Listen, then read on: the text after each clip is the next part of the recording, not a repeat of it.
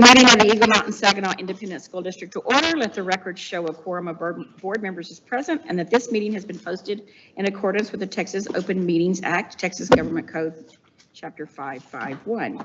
So welcome, everyone. We're glad to have you. We're on the cusp of the end of the school year. Hard to believe that there's just a lesson now. Less than a month, right? So it's kind of crazy. So welcome. I'm glad you're all here. We do have some speakers this evening that want to make a public comment. So before we do that, I need to make sure that I read the rules, the participation rules for these meetings. So first of all, thank you for coming to share your opinion.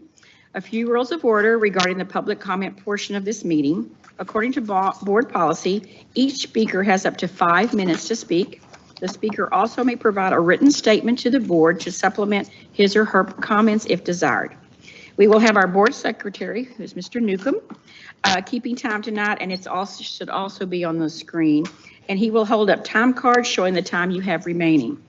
The board may not ask or answer questions or make any comment regarding your public comments not associated with the posted agenda items. The board may respond with specific factual information or existing policy may be furnished in response to inquiries on a posted agenda item. Please note that to comply with FERPA laws on student privacy, you may not mention a student by name. And additionally, according to board policy, you may not make derogatory comments about any individual staff member, either by name or title. Should you need to file a complaint, you may do this through our formal grievance process, which is outlined in the board policies. So again, welcome. We do have 4 speakers, and we take them in the order that they sign up. So our first one is Emmeline, or I guess it's Emmeline Gary.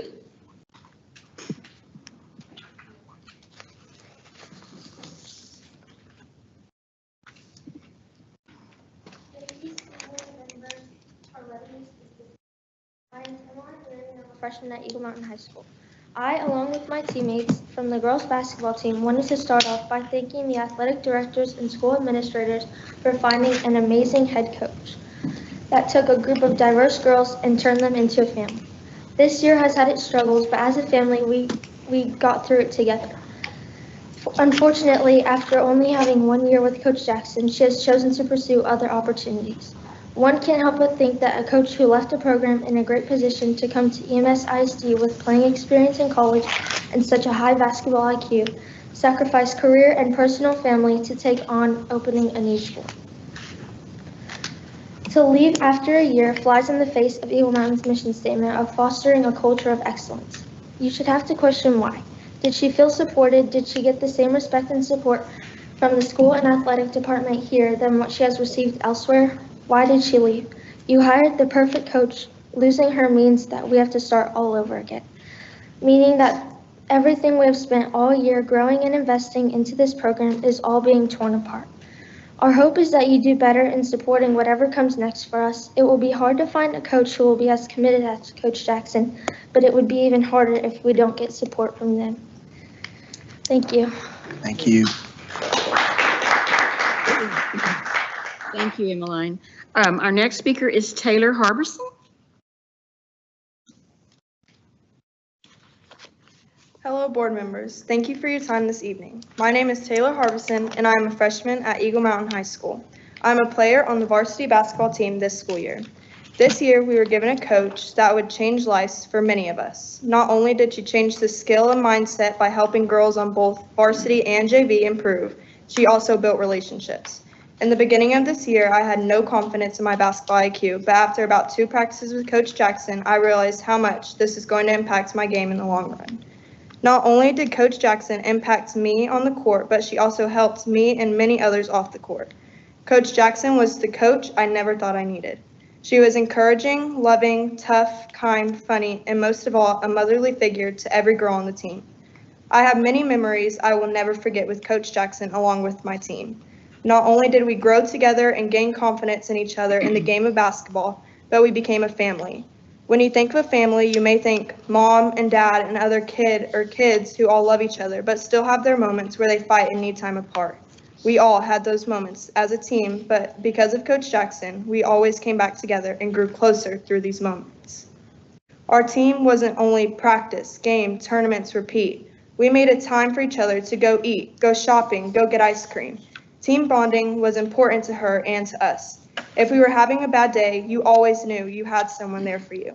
In saying this, I always felt not good enough for the sport until Coach Jackson changed my mind and probably many girls' points of view, not only for basketball, but also the kids she teaches in the classroom.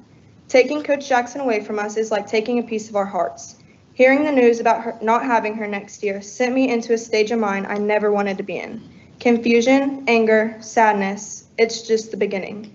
Next year was supposed to be our comeback, and that's been taken from us.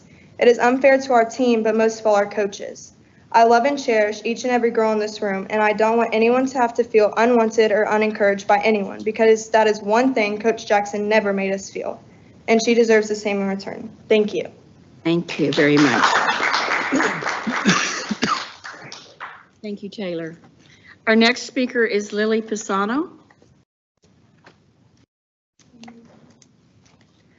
Hello, my name is Lillian. I've played basketball for 6 years in school and AAU. My family has spent thousands of dollars to get the best coaches. This team means the world to me, and I have grown friendships like no other, including friendships with coaches. Let's start with Coach Jackson. She's pink, a good time, and will push you to be the best version she knows you can be. As a coach, she was amazing. I remember getting 20 to 74 one game, and us girls had given up about everything, every game. But when Coach went into that locker room, she looked at us in the eye and started with all the good things we had done and the progress we have made since the beginning. Then, of course, she would yell at us and tell us that we had 6 a.m. practice, and we'd all grunt and be so sad about it. But we'd all show up. We were a family unlike any other team I've ever been on. I've never had a coach care so much and have shown so much patience to a team that had never gave her anything back.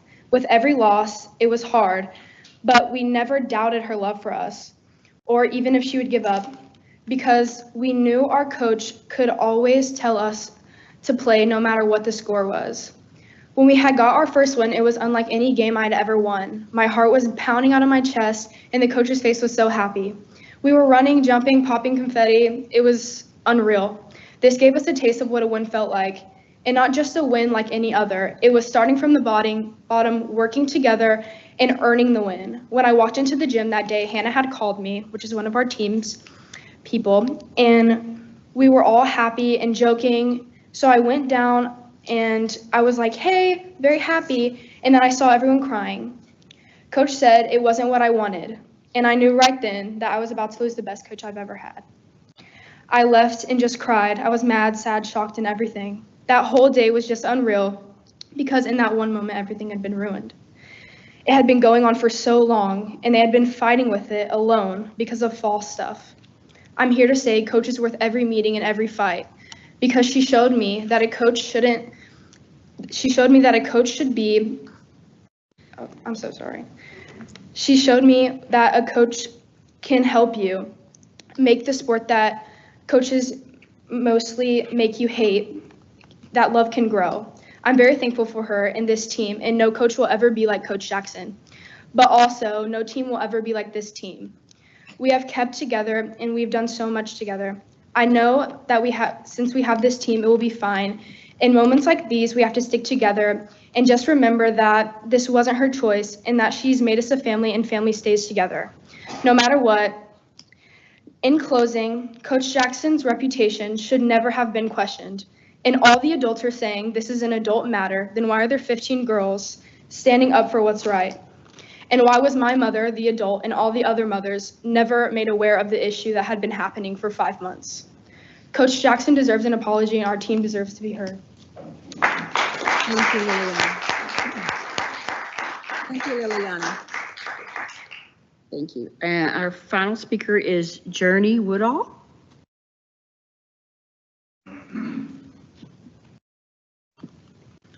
Okay, I get to be the mom of one of these great students. I just want to say this is awesome that they've been here. I'm standing here today as a product of this district. I moved here in 2nd grade, attended Bryson, Wayside, Highland, and then Boswell from where I graduated. I moved away for a short time, but then we made our way back, and my main concern was getting my kids into the same district that I grew up in. That was because of the noticeable difference back then of the staff and the support that they receive. My kids started at Bryson Elementary, where we met Coach Reese and Coach T-Rob at the time, and they attended the camp programs there. Both of the girls fell in love with basketball. These coaches had them at open gyms in the summer working with the high schoolers. They were the ball girls at the games and got to sit on the bench to see what it takes to be a varsity basketball player. Both of the girls played through middle school, where the coaches continued to watch them make it a priority. Our youngest played in middle school, but felt at the time it was time to let basketball go. Last summer, she decided to attend strength and conditioning sessions to meet the high school coaches. Through this, she got to know Coach Jackson. They had a week camp at which Jackson asked freshmen to attend. Taylor came home and asked that week, said that she had fallen in love with basketball again. She wanted to play for Jackson. Being the parents of the sports that we are, we researched the person. We knew her through basketball AAU circuit, but we didn't know all the details. However, we learned that she had over 20 years of experience in coaching basketball, took her team several times to playoffs, played college basketball herself, had one daughter playing D1 basketball currently at Cincinnati, and had another daughter at Kennedale as a basketball standout on the team. Outside of basketball, we found out she decided to come to Eagle Mountain even though it was her daughter's senior year at the school she was the head coach at, with the expectation of being able to create an amazing program at a new school within a well-known district. She also has two other children, one freshman and one in 7th grade. We learned that she had to split her kids between the schools, leaving her senior because Eagle Mountain didn't have seniors, and her 7th grader because the school end and begin times at Kennedale. Her freshman would be with her at Eagle Mountain. As the year began, our young team fell more and more in love with her, and they became family. She gave more and more every day. She lived an hour away from Eagle Mountain, yet had early morning practice almost every day, meaning for a 7 a.m. practice, she and her son would leave at 5:45 a.m.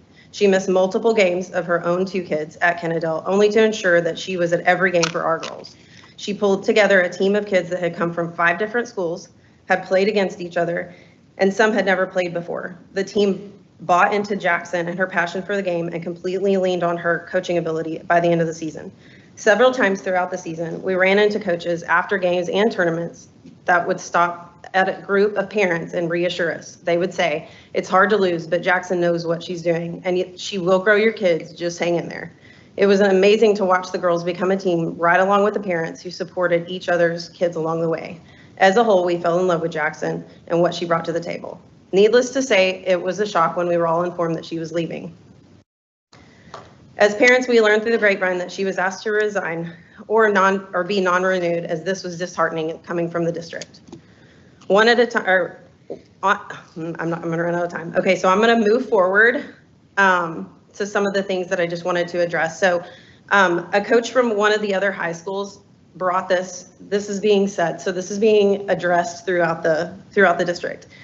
A coach from one of the other high schools said this: "I heard about the basketball coach. She was a mess from the start. Showed up to a tournament game that had been canceled and never checked emails. Left her own varsity game to watch her daughter's game." So issue number 1, she showed up at a tournament game that had been canceled and never checked emails. This was a JV tournament that was canceled without an email to Coach Jackson. On November 13th, she sent out the tournament schedule for the November 14th tournament. The first game was supposed to be at 11:15 a.m. and at 10:45 the next morning, they arrived at the tournament and Coach found out then. She told us through SportsU as well as the girls. Even the kids came back and said that the coach was mad because they were not informed. Had a proper investigation been completed on this, you would know that parents were frustrated about the situation, but not the coach.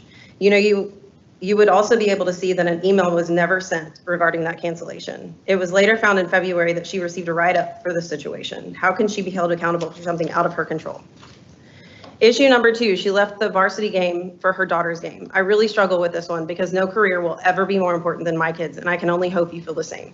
With that, the game mentioned was a night the girls were down by 40 points, and in the last 2 minutes of the game, she left at 1 minute and 45 seconds left. Every girl and every parent on the team were aware of the situation, that there was a chance she may leave early and Coach Sumter would take over. We were informed because it was her daughter's senior night. So the team, which was no longer which was no longer a coach which she was no longer a coach of. Her daughter was a standout on the team. She wanted to be able to walk her out on court, and she ended up being late. She put Eagle Mountain first and didn't have to. Every player, parent, and even the opposing coach knew of the situation. Mrs. Woodall, I'm sorry, your time has expired. Okay, that's fine. Thank you. Thank you all very much for coming and expressing your opinions. Okay, so we'll continue on now with the next item on the agenda is the board member continuing education report. Each year the board is required to do board development and training so that we keep up with legislative and all the other different things we have to do. And so I'm happy to see that everyone either met or exceeded the required training hours, and they did complete their required training for the period from April 24 to April 28. Mrs. Ring was the champion at 35 hours, and then I followed her, and then on and on and on. So we all got our hours in, as always. That's never a surprise. Everybody is very responsible and takes that very seriously. So I just wanted to let you know that's something we have to report to the public. So we have completed that. So any questions or comments? Thank you all for doing that. Appreciate it, taking that serious. Okay, our next item is we're going to have several reports from the Education Services Report. And the first one is this is Ms. Tucker for the Instructional Learning Support Plan.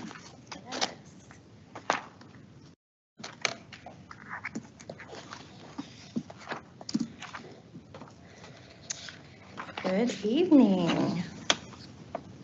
Here we go.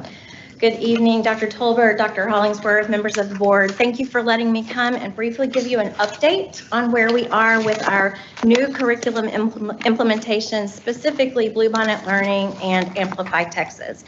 I will have to say it's a really exciting time, and we are very, very thankful for your support as we introduce these, and are very, very much looking forward to what the next few weeks and the next year brings. So I'll go ahead and start. I know that the first bullet says spring, but really this starts back at the beginning of the year because we did have a few campuses that had classrooms that jumped on the ball right away, and they started piloting Bluebonnet Math. I brought you this information in December, again in February. Those teachers continue to have really great feelings about what they're seeing with their students. It's exciting, and then as we kept talking more and more about it, I'm pleased to let you know that more and more teachers and grade levels said, I'd like in on this deal, please. So after they got to participate in a model lesson, all of them in our February CLC, we had a number of teachers say, okay, I'm tired of sitting and watching, I want to play. So we have seen that grow. We've done curriculum previews. Our amazing curriculum team has provided curriculum previews for both Amplify Texas, which is our reading language arts curriculum that we're moving to, and Bluebonnet Mathematics. We've done lots of trainings with our coaches and our teachers, and probably the most exciting thing that has happened in the last couple of weeks and continues are our Bluebonnet Math and Amplify Texas road shows. So this is something that our coordinators have put together where they're visiting 6 different campuses. They've picked campuses throughout the district. They have an early afternoon meeting and a later afternoon meeting, which allows teachers from all over the district to get there. They can actually touch and feel the workbook materials that the students are going to use. They have that opportunity to ask questions, and it's been really, really successful. So we're excited that we have teachers taking part in these road shows.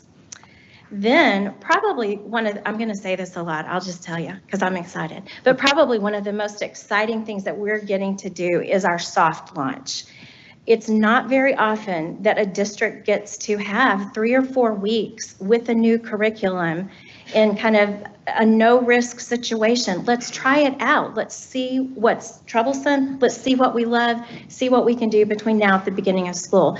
So really our soft launch started for lots and lots of classrooms, K through 5, last week with RLA. So that was the Amplify Texas.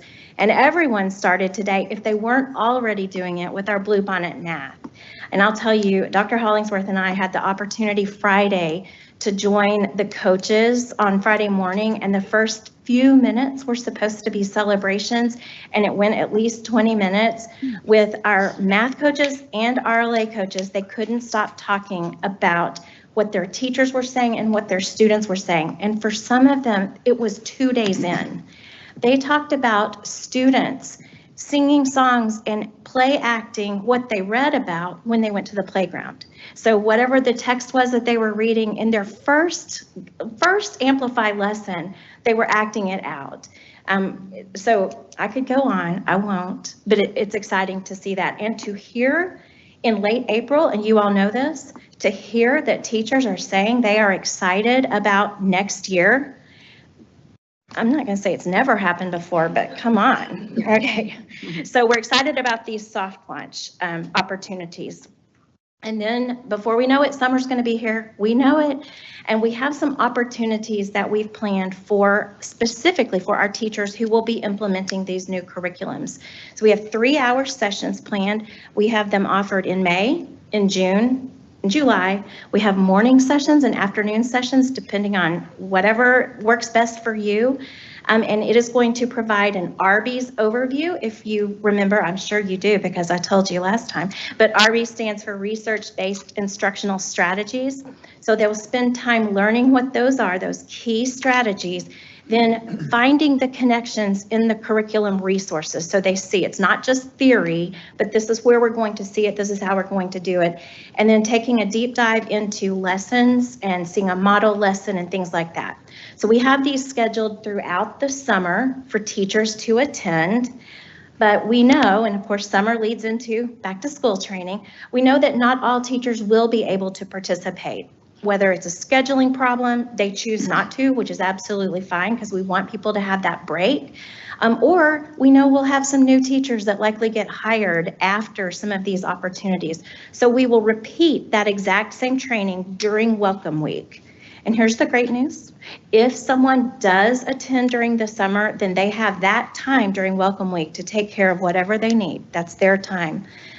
So we're excited about this opportunity. Another thing that is new, and this is really a direct result from teachers asking for it, is we have been able to make room in our Welcome Week schedule to provide 2 district curriculum learning days for our elementary teachers.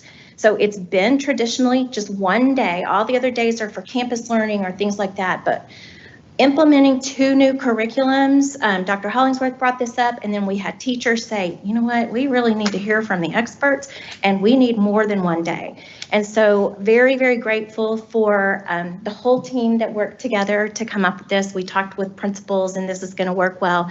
This is going to allow specifically our kindergarten, 1st grade, many of our 2nd grade, and any 3rd, 4th, or 5th grade teachers who are self-contained and who will be implementing 2 new curriculums, they're not going to be cheated out of any time of training. They're going to get a full day of our Bluebonnet mathematics training, and they're going to get a full day of Amplify Texas training. Instead of having to pick, well, you go to this one and I'll go to this one, then I'll tell you everything I learned. That doesn't work. Sometimes that's what you have to do, but this time we were able to make it work. For our teachers who are departmentalized and will only be implementing 1 of these new curriculums, they get a bonus day. So they get that full day of onboarding and orientation, which I should have said, and I've got some guests I'm going to introduce to you in a few minutes, but these onboarding days are going to be led by our product experts. So members of Great Minds, Carnegie Learning, and the Amplify Texas team. So they're leading this. But for a teacher who is only going to be implementing 1, they're going to have that full day of onboarding. The 2nd day is going to allow them to dig deeper into it and then also have time for science and social studies, which we know is important. So we're pleased about that. And it's not going to be one of these things like, hey, we prepared you, go and teach. We are here to support throughout the year. So our September, October, and February CLC dates are still going to continue with that curriculum implementation plan with the support of our partners that I'm going to introduce in a minute. We also, I'm so pleased, I just want to thank you for your work last time when you approved the request to change our half student day and half work day for teachers into a full student holiday and a full day for teachers. We've named these, because you have to have a name for everything. We've named these the 3C days, and that stands for curriculum, collaboration, and classroom. So during those Fridays, they will have opportunities to collaborate on the curriculum, but also still have time to work in their classroom, because that was the original intent of those half days. That was very important to the board, and we want to honor that, and we want to give those teachers that time. And then, remember I said I was going to say this a few times, really, really excited about this. We know from talking with other districts, from other leaders that have implemented these curriculums in other places, that without dedicated internalization time for teachers, it's an uphill battle. And so I don't know how they've done it, but our elementary principals have worked the schedules. They've had a lot of input. They've had a lot of time working together, and they are developing schedules that will allow for a 45-minute, 4 days a week minimum internalization time that is above and beyond the 45-minute conference and planning period. So they're still going to get their 30-minute duty-free lunch, all of the things they've had, but they're going to have this dedicated time. No meetings, no IEPs, no anything during this time, no sonic runs, anything like that. It is time to come in and work with one another on internalizing the lessons. We don't have to write lesson plans anymore, they are provided, but we do need to dig in, get comfortable with it, and then think about the individual students in our classrooms and what is going to work best for each of them. So this time is invaluable, so we're pleased about that. Middle school is working right now to include an internalization class period for our 6th through 8th grade math teachers, and we're really excited to see that as they take the leap with us. So we can't do this on our own. I've referred to them a few times. We have representatives from 3 different partnering companies, Great Minds, Carnegie Learning, and Engage to Learn. If y'all will stand up so we can thank you for being here.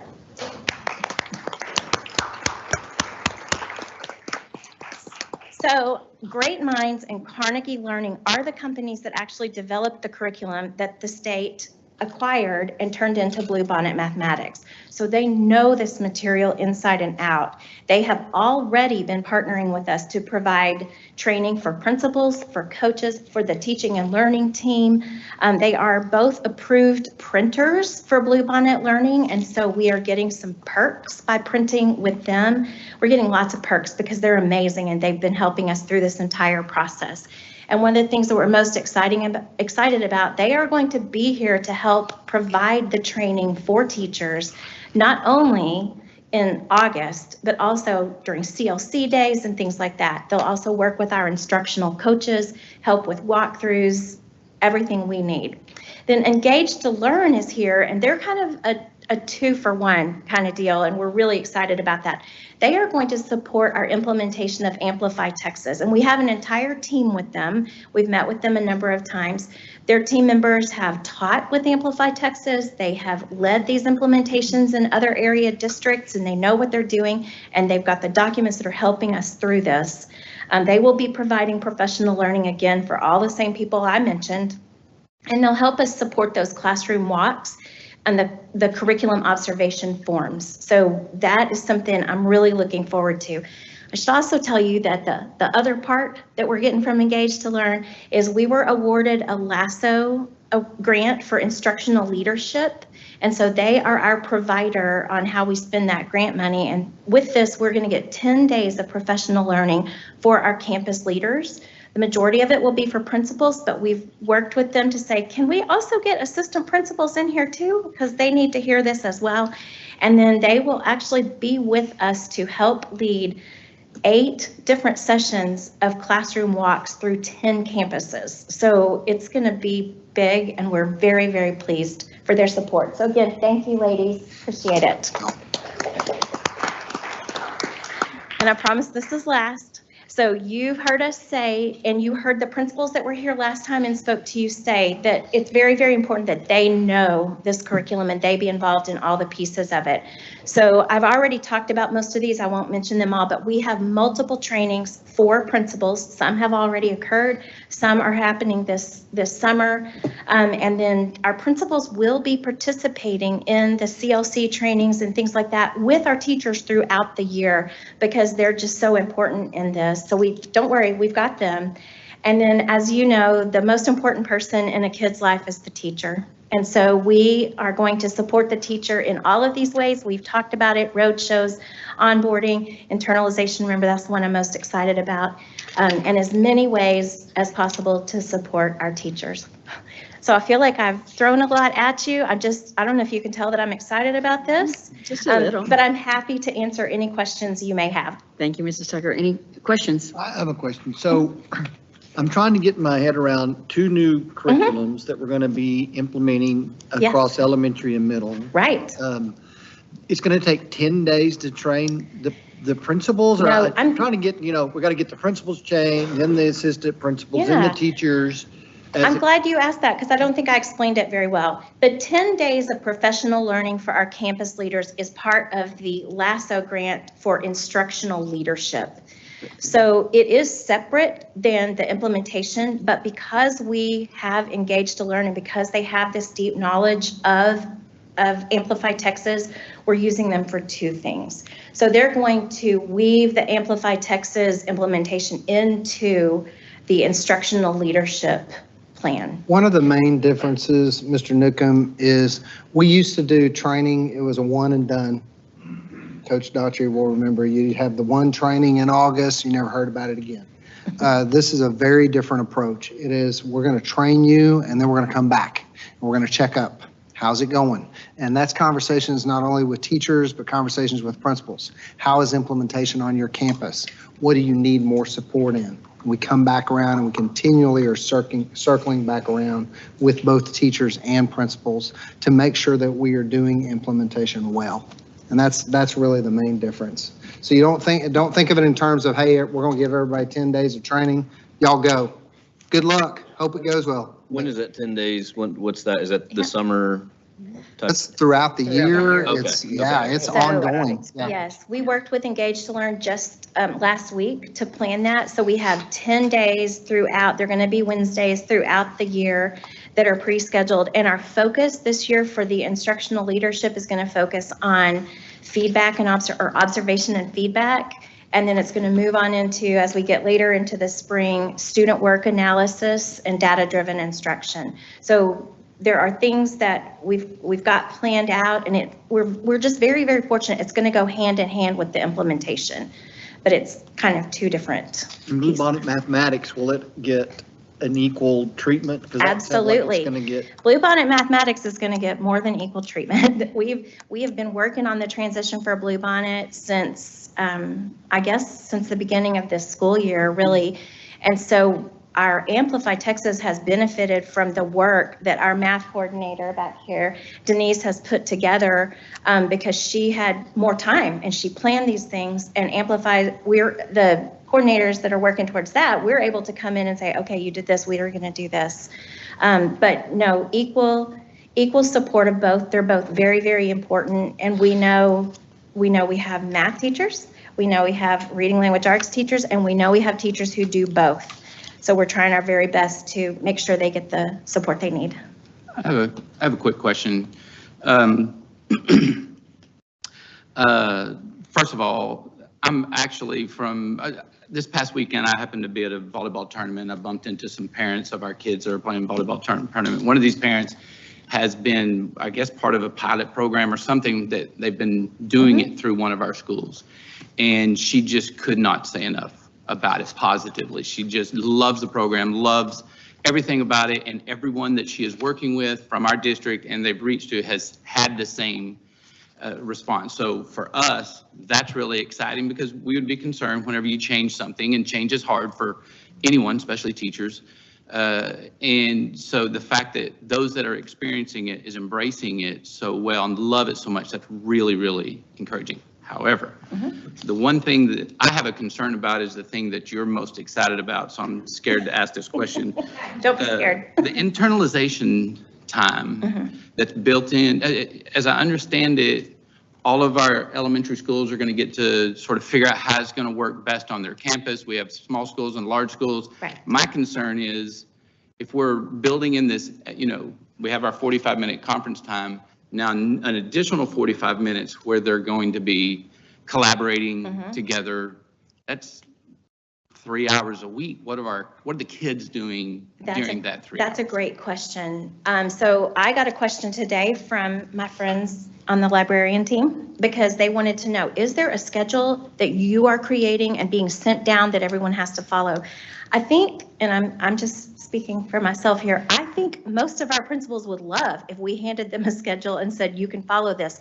But our schools don't look the same. We have a different number of students. We have different staff on the campus. We have different staff on a bilingual campus than we do on a title campus than a non-title campus. So it is falling to our principals, but they're working with each other, with Beth, to come up with a schedule that works. So one of the things that we have talked about, this is not free time for students. This is instructional time. They're just going to maybe be in a different location. So for some of our campuses our smaller campuses that the librarian wasn't already on rotation, they may spend time in the library doing instructional, not just free reading, but even though that's good, but doing actual instructional work. We have very creative principals who are looking for ways. We've talked, I can't give you an exact schedule for anyone because they're not set in stone yet, but we've got principals who are looking at ways to partner an older class with a younger class. So 5th grade buddies with 2nd graders, so they can go in and help each other. They can read to each other. It's a challenge. I'm not gonna lie. That's what I'm hearing. It's a challenge, and some districts have some campuses have no clue, and they're like, if someone's figured it out, I wish they'd share it with us, because there are campuses that are really struggling with how we're going to do this. What does it mean to our mandated minutes that we've got to use to the day? Yeah. Who's going to be watching the kids while the whole 5th grade team, for example, is. And it's going to be different than watching the kids. We have to have a place for the children to go and do their instructional work. I don't have eyes in the back of my head anymore. I did when I was a 3rd grade teacher, but I'm betting that the 3 ladies back here are jotting down work on schedule, this time. So we have districts that have done this before us, that we will work on that. So we will check with elementary, and if there's anyone, and our elementary principals are pretty open with us, but if there's anyone struggling on how to do this, we're going to figure out a way. I'll add just a couple of notes. First of all, teachers are going to take the time to internalize and plan sometime. And if it's not happening during the school day, it happens on their own time. And That's teaching. And it is teaching, but I'll also tell you sometimes it happens not with the same fidelity. And when you're able to work with a team, if you're committed to PLCs, which we are, and that's teachers working on teams, you have to create that time. I'll take full responsibility for really pushing the idea of creating and finding time within the day for internalization because of experiences in my previous district where we made a very similar change. We had 2 campuses out of 10 that initially had created that within the day internalization time. By October, all 10 moved to having it during the school day because they said, oh my, we got to do this. And so I had 2 that started that way. And by the end of September, I had 4. By mid-October, all 10 had moved to internalization during the school day. So I really encourage that. So that's long-term. That's not just while we're transitioning and 100%. they're getting for now on. Yes, sir. Get that extra time. Yes, sir, because they need that, and it's way more intense. This is not your father's Oldsmobile. This is it is a much more intense kind of preparation for instruction. It's hard, it's rigorous, and it's rigorous not only for children, it's rigorous for teachers, and we knew that they were going to need that time. So it's a preemptive move, so. Yes, and our principals and coaches are going to be trained in July on the internalization protocol from the state to help lead this. And then teachers will pick up. Some of our teachers are already using it, but it is very different than when we were in the classroom when Dr. Tolbert and I were teaching at Bryson. We just stayed and worked into the evening. Yeah. But Sometimes we you brought dinner. Yes, we hear from teachers that have implemented this, that they're tired by the end of the day because it's a long day, but they don't take work home. So it's going to take a That was kind of my point, is the teachers that I know that are doing it now, again, sing its praises, love it. They cannot wait, just like you said, cannot wait for the school year. But the internalization time, extra internalization time isn't necessary. And I said, if you don't have that, would you still love? Oh yeah, I love. So Well, I if guess we it look just up seems and- like a lot of hours. Yeah, and if we look up in 6 months and say, well, that was a mistake, we can adjust accordingly. I don't think that's going to be the case. And I would also point out, you're talking to teachers who took on one, right? They took on Bluebonnet Math versus if you go into a first grade classroom where they're taking on Bluebonnet Math and they're taking on Amplify Texas. And we need you to be sure you continue to hold with fidelity to what we're doing with Science and Savas. That gets particularly challenging in those ways. So. Thank you for your comments, though. Other comments? I have a couple too. Surprise, surprise. So what about the mandated minutes? Do we? Our minutes are covered. Okay. Yes. So they're all covered with the. They're covered. Yes. Okay. Yes, all right. ma'am. We've checked and double checked. Okay. All right. Anything else? Well, I want to thank our support team, Great Minds, Carnegie Learning, and Engage to Learn for embracing us and helping us, and Ms. Tucker and the curriculum department, and everyone for saying, okay, let's tackle this and let's get it done. And we know that it's going to be a lot of work, but we appreciate the time and effort you guys are putting into it, and we're here to support you all.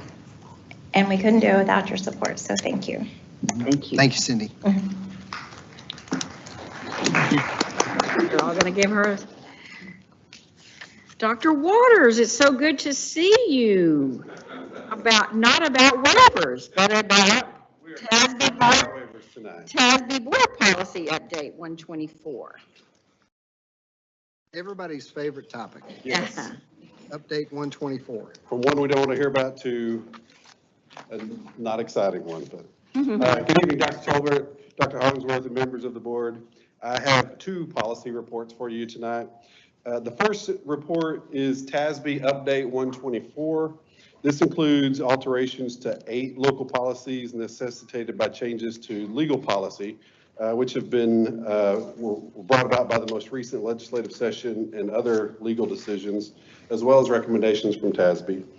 In addition to the annotated revisions in your packets that start on page 21, there are 2 items that I want to mention.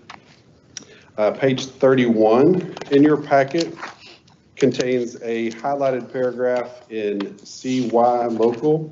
It's the only paragraph that's highlighted for you there.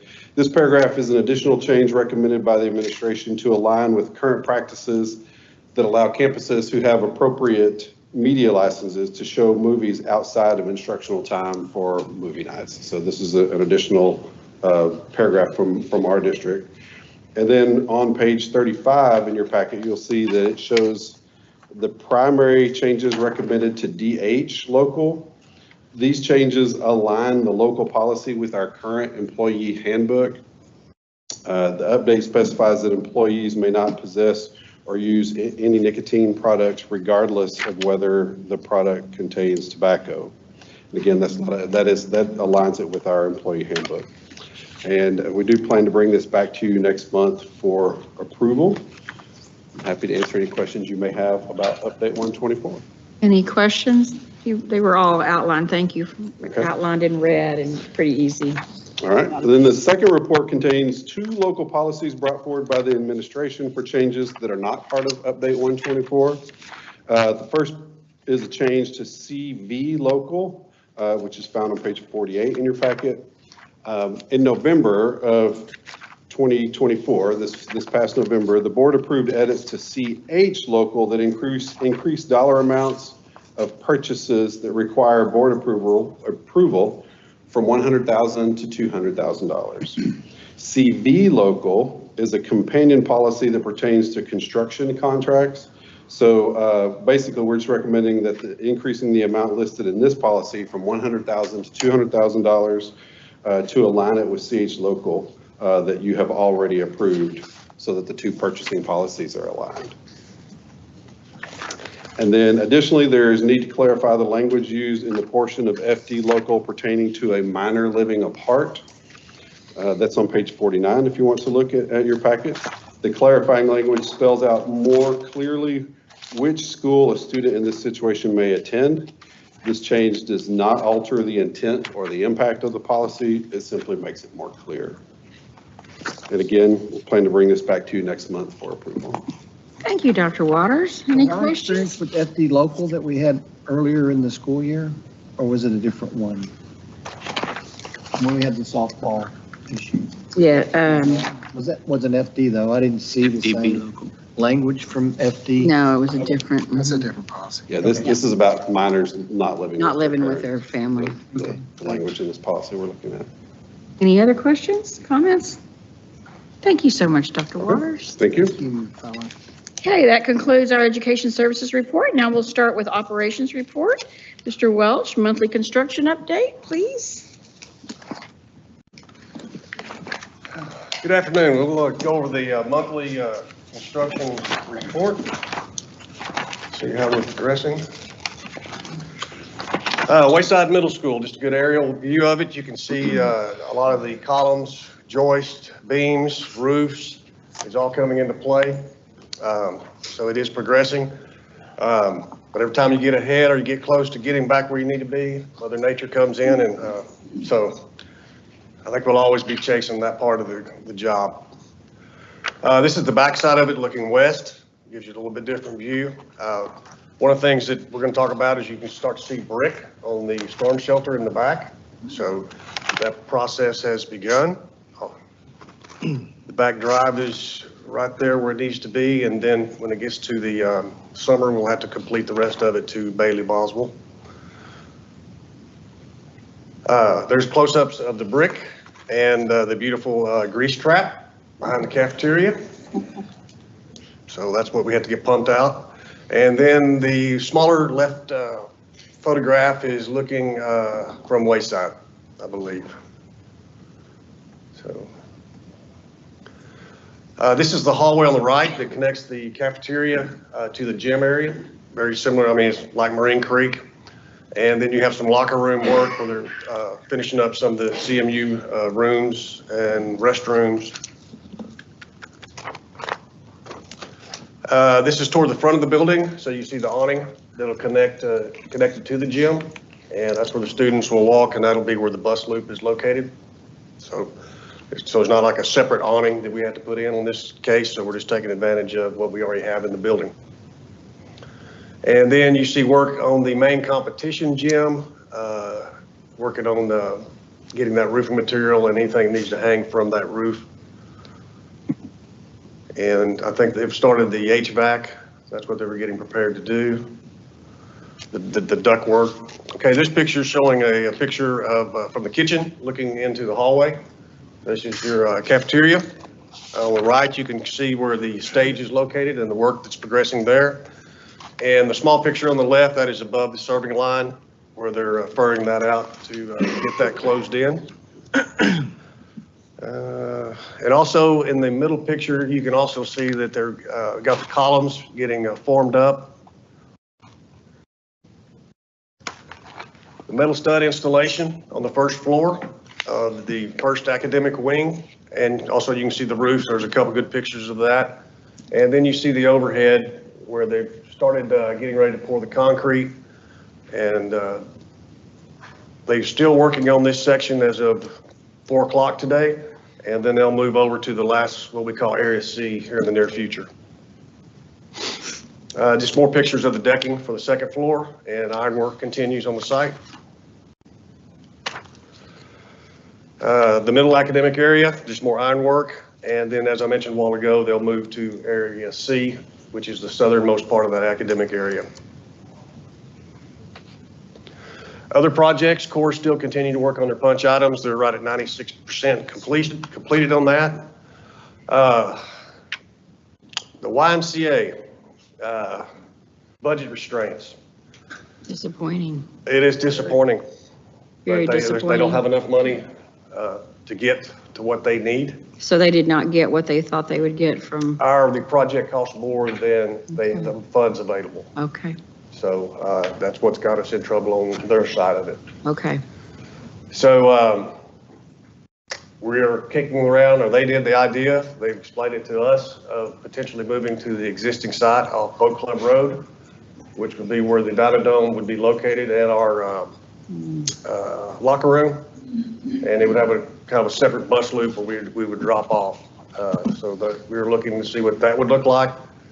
But we'll come back next month with more details on that. But I guess they've looked to see if they even have enough space Yeah, there. it doesn't seem like there's Do any that on property that there site. to accommodate that. we have walked the site, and I know it, the architect's been there. yeah. Including Should be parking? It would potentially be on the east side. East side of the build? The road, where the road is? No, you got the pool back in the back, so there's that little Oh, that- play area that right play in area. there. That's the only space there is what I Yeah, was because thinking. like to your point, it drops off Yeah. back in the back. Yeah, They shared with us last week a first run rendition of what their architects had worked Yeah. up as a possibility. I would think parking would be a big issue. I think parking would be a big issue. Right, we'd have to have that bus loop and That some parking bus, for us. Yeah, ingress and egress at that location's, That's gonna be a challenge until. It's on there. It's road work- interesting to see, but yeah. that's very, very disappointing. definitely. Kind of come back full circle. Yep. In 2009. Exactly. That's down multiple Mhm. times.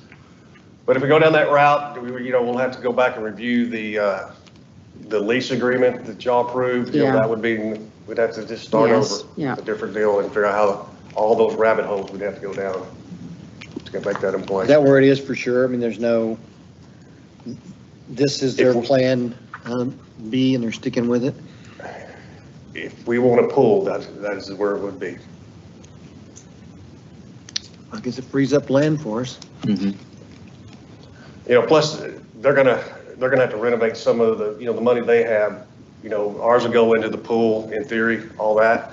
But they've got some renovations they've got to do to dress up their site. It's, hadn't been touched in a long time. Right, And yeah, it's not. Yeah. when you go back there in the back and look at the pool and outbuildings and Yeah, all yeah. that, it's, Is there any issue with us spending bond money on somebody else's property? Is that something that we've done? Is there another example of Very good us spending money? question. on like somebody I said, else's- that'll be one thing we have to go through, because the reality, I think we'd have to ask the question, does the land end up, you have to, explore what happens if the Y does not exist. Exactly. So that we have something in play where that land that our stuff's on reverts, we'll just have to work through that. Yeah. Kind of like they had to by building their buildings on our land, because we were going to keep the ownership of the land. So it's just a little more details you got to work through. I mean, there was a version way back that looked at doing the full pull on their property. So we must have had those discussions about how we were going to handle. The original, Were we not going to have any capital in that one? And it was just going to all be, hey, it's kind of Operating really before my expense? time, but. I know we did it. I just don't remember exactly Yeah, it how was those funds, kinda but it like- might be worth going back to look because we may have already explored that. I think it was The going to be a finance of it. quasi-natatorium over the existing pool that they have, if I remember correctly, with our locker rooms. But we own a Dynadome, We do. yes. I say we, the Y spent money on that, That was the stuff that had to be spent before the end of last year, correct? correct. That's, okay. But I mean, we what I thought. probably, when we looked at it the first time, we probably already looked at the implications of spending tax dollars on their property or how we were going to, so we just to not. I'm sure we did, could but have looked at again, it predates, I mean, Tim, you might have been involved in I was. this. So, We'd have to find that and figure that out. Well, this may predate you too, but in our past, haven't we also discussed other partners besides the YMCA? City of Saginaw, or was that ever a discussion at one time that? It was, so was the city of Fort Worth. Any of those could be revisited, or? It could, but, I think Fort Worth put some money somewhere else, so they'd have to renegotiate the Y with the city of Fort Worth. That was kind of the initial deal, right? It was us, Y, and Yes. Fort Worth, and then Yes. here's how much we got, and it was moving forward real well, and then it was, oh, by the way, we're gonna take this and put it over here now, from that. And that was the biggest thing that killed it. Yeah. I think it's worth looking at from what you're saying. My experience is partnerships usually go bad a few years in. This one seems to have been terrible for the last since I've been involved. It's just the way they just seem like a terrible partner right now. We do a lot for them. They do a little bit for us with their after-school programs, free use of our facilities. It just seems like a mostly one-sided relationship. So I don't know, maybe they can step up, but if not, I think we need to look around.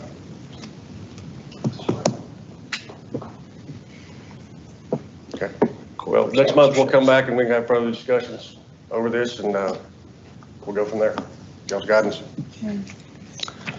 The Stephen G. Newcomb Middle School, no new update on that project at this time. Saginaw Elementary, we have done some preliminary meetings, some more with VOK as far as how do we want to envision and engaging the public on this new building. And so we've gone through that process of how we think we might want to, how that process would look. So we'll continue to work with them on that. And the Dick and Heidi Elkins Agricultural Science Complex is still, I went through a page turn, so that's right before the plans go out. So that's all our stakeholders, all our maintenance trades, the ag teachers, everybody gets one last look before it goes on the street. So make sure that everything's that they talked about and stuff that we recorded, that we were able to get into the project. So we went through that process. So that's all I have. Any other questions? Any other questions? Exterior signage, did you want to talk about that? Oh, got one more? Yeah. Yes. So we just finished that project. And so all our buildings now have Eagle Mountain Saginaw ISD. They're all not in the same place because they're all a little different, but each model is predominantly in the same spot. So we completed that project. So that's one of the last few things in the 2017 bond. I guess it would, I assume it's not at Wayside at this point. So that'll be part of the other that will be there, that it'll be on that one. Yes. as designed. Any other questions, comments? Yeah, you'll keep us updated on the YMCA, I'm sure. Yeah. Thank you. All right, thank you. It is currently 5:57 PM on April 28th, 2025. The board will now recess for dinner and then reconvene in a closed meeting pursuant to the following sections of the Texas Open Meetings Act. Section 551.071 for the purpose of private consultation with the board's attorney. Section 551.072 for the purpose of deliberating on a purchase, exchange, lease, or value of real property. Section 551.074 for the purpose of deliberating the appointment, employment, reassignment, duties, discipline, or dismissal of a public officer or employee. We're going to talk about contract extensions and renewals for district employees. In section 551.076 for the purpose of deliberations regarding the deployment or specific occasions of implementation or security audits, and section 551.0821 to discuss specific personal identifying information about a student. Board of Education of the Eagle Mountain Saginaw Independent School District. The board is reconvening the public meeting on April 28th, 2025 at 7:02 PM and will now consider the subject set forth in the posted agenda. So good evening. We have a crowd of children and their parents. It's so exciting and lots of accolades and accomplishments to celebrate. So we'll get started first of all with Copper Creek Elementary, and they will begin, they will do the pledge and the moment of silence for us.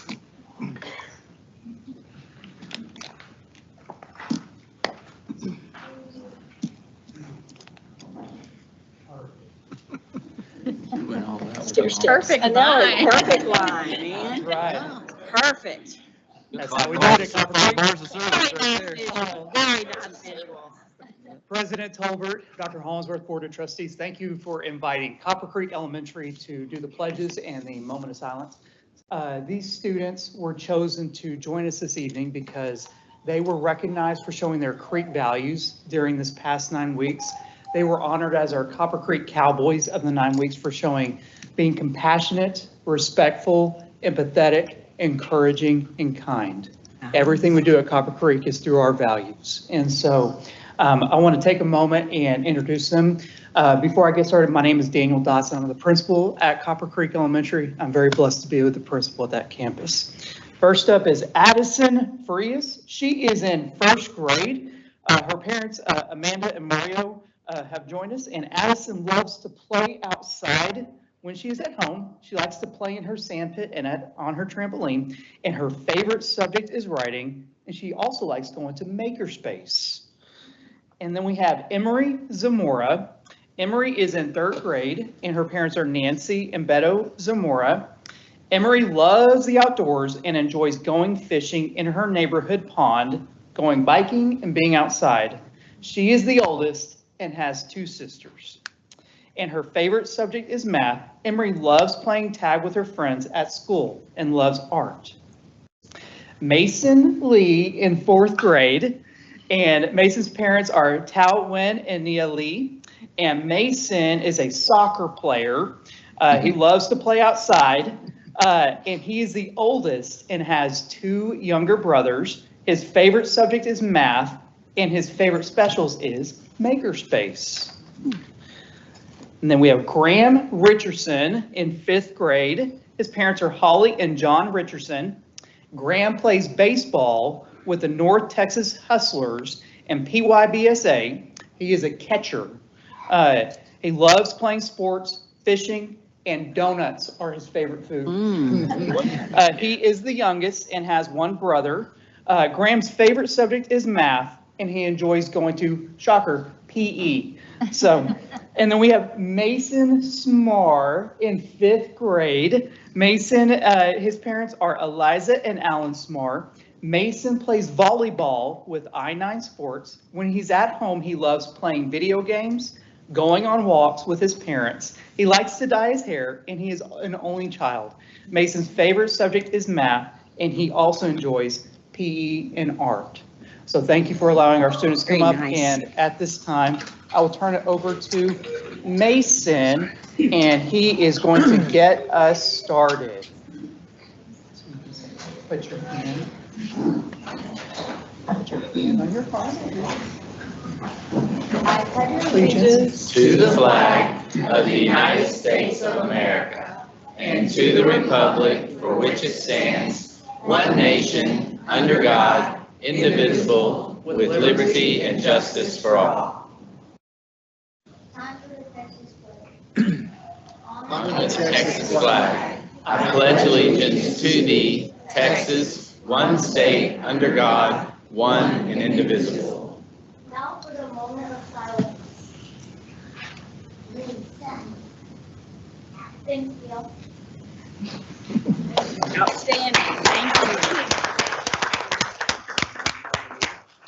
Thank you very much. Great job, Copper Creek. Okay, thank you again, Copper Creek. You guys did a great job. Always makes us proud. One of my favorite parts of the meeting. Okay, we have a couple of special recognitions. The first one is Dr. Eldridge on Career and Technology Program competition winners.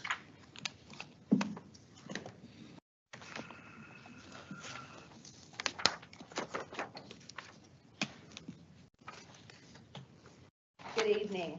President Tolbert, members of the board, Dr. Hollingsworth, leadership team. It is with great pride that I'm here tonight. This is one of my favorite nights of the whole year, is getting to celebrate our kiddos who have put so much work and effort into their competitions for their programs of study. Since January, career and technical education students from across the district have participated in contests aligned with their chosen programs of study. These students have dedicated countless hours of practice and preparation to represent the district, their schools, and their families. We are proud to be here tonight to recognize and celebrate our state gold medalists, many of whom will be representing the district at the national and international level. First tonight is our Law Enforcement and Protective Services group, the Texas Public Student Association students who won at state. First up, our Legal Press Conference gold medalist, Lily Proctor from Boswell High School.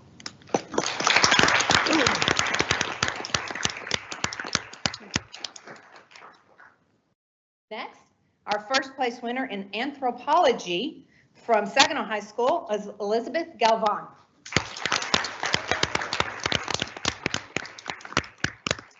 Our crime scene investigation gold medal team made up of Elizabeth Galvan, Priscilla Davis, and Caitlin Alvarez.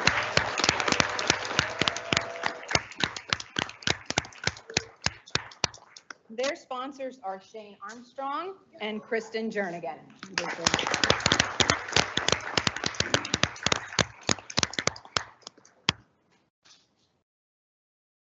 Congratulations, wonderful job, thank you. We appreciate you. We are excited to announce, as we have for many years now, that we will be moving on. We have one student moving on to the International NASA Space Settlement Design Competition. He will be representing us in the Kennedy Space Center this summer, and he is Chisholm Trail High School 12th grader Jackson Diekman. So excited.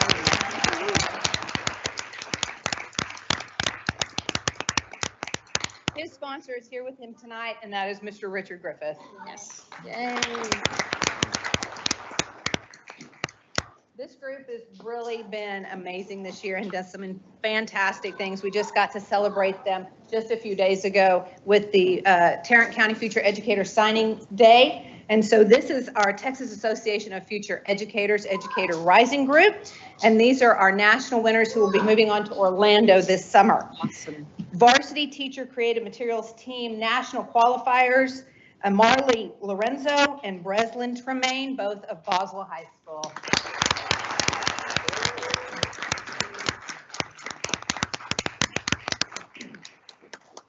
Varsity Lesson Planning and Delivery Humanities National Qualifier from Boswell High School, Amelia Stanley.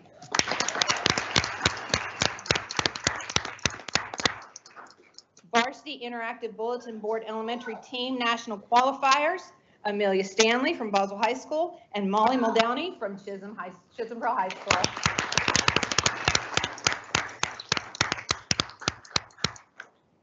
Varsity Interactive Bulletin Board Elementary National Qualifier Individual from Boswell High School, Ramila Boyd.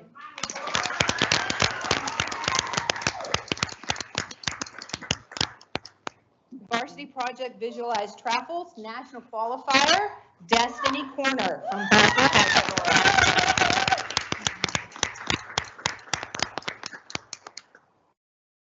And Varsity Educators Rising Moment National Qualifier from Saginaw High School, Kaylee Higgs.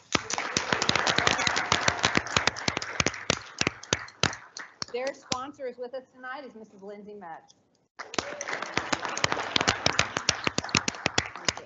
Congratulations. We look forward to you being a teacher at Eagle Mountain ISD. And your right. Thank you so much.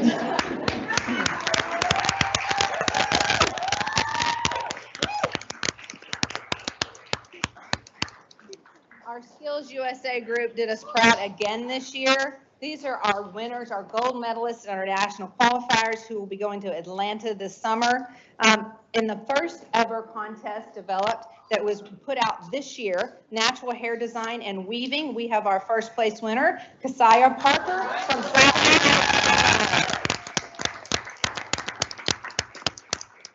and her sponsor is here with us tonight, Angela Hennard.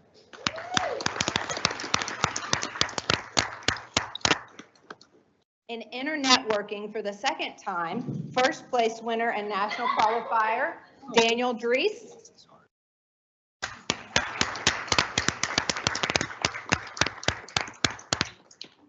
Also in information technology, she couldn't be here with us tonight, but in telecommunications, first place national qualifier, Josie Badaway from Saginaw High School.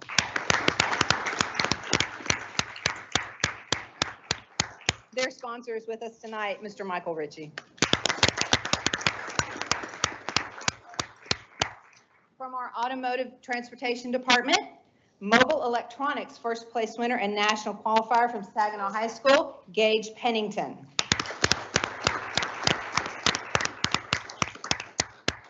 First place in national qualifier in power equipment, Peter Nguyen from Saginaw High School.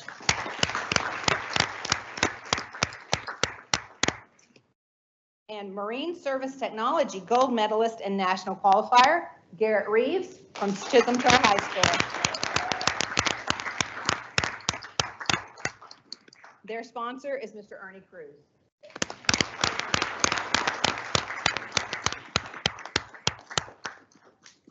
National qualifier team state gold medalist in 3D visualization and animation from Chisholm Trail High School, Andrew Kabovic and Jonathan Tutzman.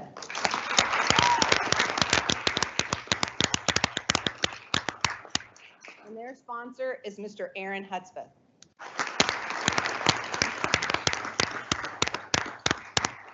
We know that getting to these places that these students have gotten to takes a lot of effort and a lot of time, so thank you to their sponsors. But more importantly, if you are a family member or a parent of one of these students, would you please stand and be recognized?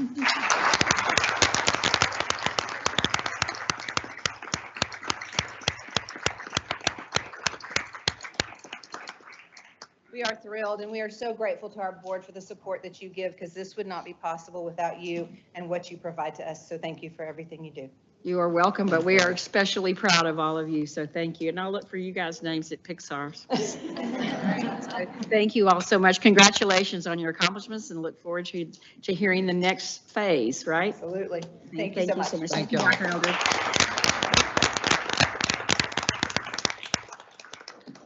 If you were here for those special recognitions, and you're welcome to stay for the rest of the meeting, but you certainly don't have to.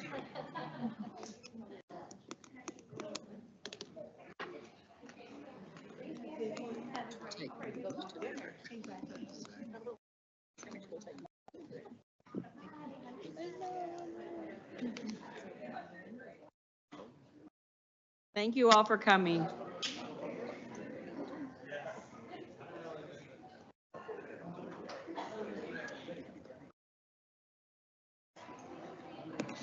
Our next recognition is I'll Carry the Torch Award, and I think Dr. Hollingsworth is going to head this up. Yes, ma'am. Madam President and members of the board, I am pleased to announce our very next recipient of the highest award we offer in Eagle Mountain Saginaw ISD, and that is the I Carry the Torch Award to go to our school board member, Tim Daughtry. Mr. Tim Daughtry has dedicated 9 years of leadership to Eagle Mountain Saginaw ISD as a member of the Board of Trustees.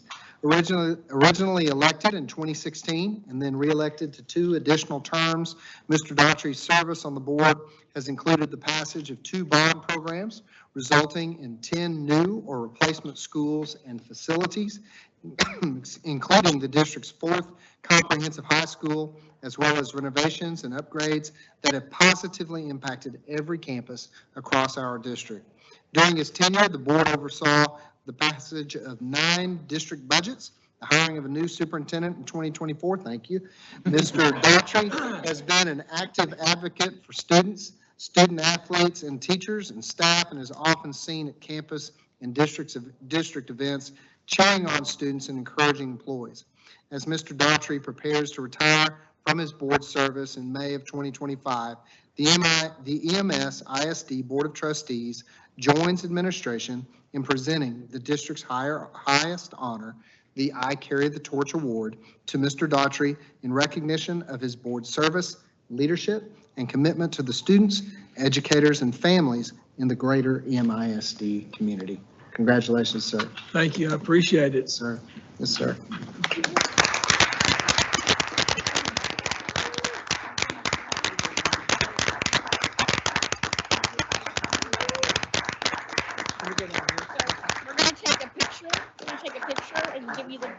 And then we'll have time for a couple of comments.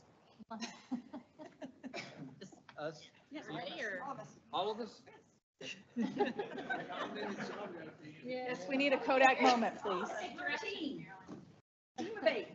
a team.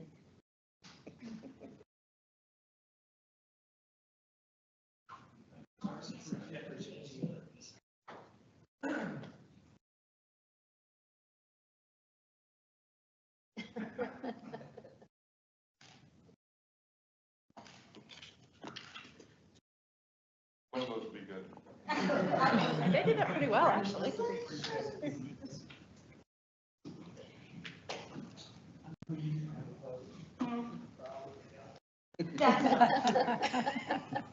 I was the first one.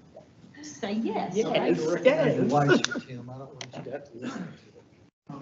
Do we get to vote on this? Yeah. I do want to thank my wife Denise for coming tonight, so.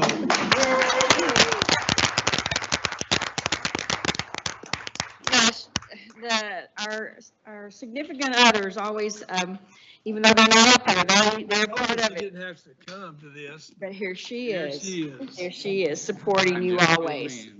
Supporting you always. So I have a couple of comments, but does anybody else want to say anything? I will. I want to if I can get through it. Okay. I'm kind of in denial about today because I'm not happy with this. I understand you need to move on, for personal reasons and everything, but we're going to sure miss you on this board. We, your expertise in some very specific areas around athletics and just with your teaching background and district background, we're going to really miss. And I'm really going to miss personally how you've led with integrity and how you've always been willing to say tough things up here that needed to be said. When we've had to make tough decisions, you haven't been afraid, even if they wouldn't be popular, to challenge people and say tough things up here. So I'm going to really miss it. Thank you. Anybody else? Sure, yeah. So, Easy. 6 years, been working with you for 6 years up here. Yeah, just you're exemplary board member. Nobody has teachers' backs as much as you do, even though we all do, but nobody more than you. And I know that means a lot to me, our staff. And I've agreed with you on about 95% of things ever. So, and then we've vehemently disagreed a few times, but we get past it, right? It's just what you do. So you're super integrity, and I just really appreciate working with you. You've been great. Thanks. Appreciate it. Well, 9 years ago, I probably would have not been here, but Tim talked me into running with him for 3 times, and then somehow I'm running again and you're not. Well, it's my fault again, because you said you didn't want 2 board members going off at the same time. That's correct. So it's still my fault. Okay. So, yeah. But no, I've enjoyed it, the things you bring to the board are unique. Each of us have our own unique talents, and you sure have yours. And I appreciate the insight you bring to athletics and to teachers, having been leading athletics, and then just from the classroom perspective, as you went through all those different things, was a unique perspective that we appreciated, and always appreciated your honesty about everything you talked about. Thank you. Okay, anybody else? Yeah, Sorry. Steve's my official mentor, but I know Tim, you and I over the past few My years mentor. have had, well, that's fine. You can get to it, but That's fine, okay, I'll go he's been a partial mentor to me too, just as we've had some conversations and coming from the coaching background and bouncing things off of each other and things like that. So I appreciate your leadership, having come from where you've come from, and working together it's been great. I really appreciate the way that you have led, like everybody said, with integrity, with boldness as well, because leadership is not for the faint of heart, and we got leaders all over the place in here, right? And I don't ever see you as one who's faint of heart. So thank you for doing that. Thank you for helping me along, even as a board member. And back when I was coaching at Boswell, a young, arrogant coach, and you came in as the AD here, and I've learned a lot since then, and appreciate this time that we've been able to spend together in this arena. When Blake and I were elected a couple of years ago, shortly after elected, probably before the first meeting, you called me and said, "Hey, I drew short straw, and I'm going to be your mentor for this." And Steve gets Blake, and he's probably got an easier job, but you had the as a former coach, you got the harder job of being my mentor. And I appreciate you, and I love this board. I love what we do here, but like Steve said, everybody has their unique talents, and we all respect each other's talents. And yours are truly unique, but very valuable. And I appreciate your leadership and mentoring me and showing us how we should be doing it up here. Appreciate you. Thank you. Appreciate it. Okay. Say something nice, Marilyn. I am going to say something nice. What I really want to say is, I did not know you 7 years ago, until I came on the board. I'd seen you and met you, but not really knew you. And now I just really consider you a colleague, a friend, someone that I would call and ask any kind of question. You're always there for everybody. Your integrity, I really rely on you. I mean, we rely on each other for all our expertises, but you do ask the hard questions. You are bold. You do say, no, that's not right. You are a champion for teachers and students. And we all are, but you certainly, I think anybody that watches a single board member meeting would say that you are up there always saying what's best. And even though we may all be thinking it, you're saying it. So I'm going to miss you terribly. I'm like Paige, in fact, he will say, I probably called him several times, are you sure, are you sure, are you sure? But he said, yes, yes, yes, yes. But we hope you're going to not be too far away, and I will always value your time here, and I will value you as a friend as well. So thank you for all you do. Was that nice enough? That was very nice. No, I appreciate it. No, I meant every word of it, and you know that. Thank you. So, yeah, I just appreciate all y'all and everything that we've done in the 9 years I've been on here. So I'm proud of all that, and, time to concentrate on still doing my business stuff. And we have some land in Oklahoma, so we'll just kind of be going back and forth to some of that. So, yeah, but, went to school here, graduated from here, worked here, been on the board here. So my whole life's been here. So, yeah. So you're not going away very far. Not very far. That's good. Well, thank you again. We appreciate you so much. You're welcome. Congratulations. Thanks.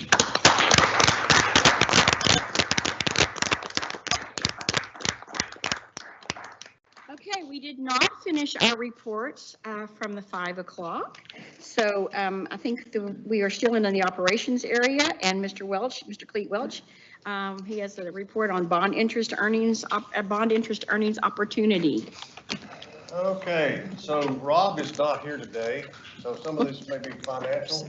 So I'll defer to Jane if I need a little help if y'all go into that area.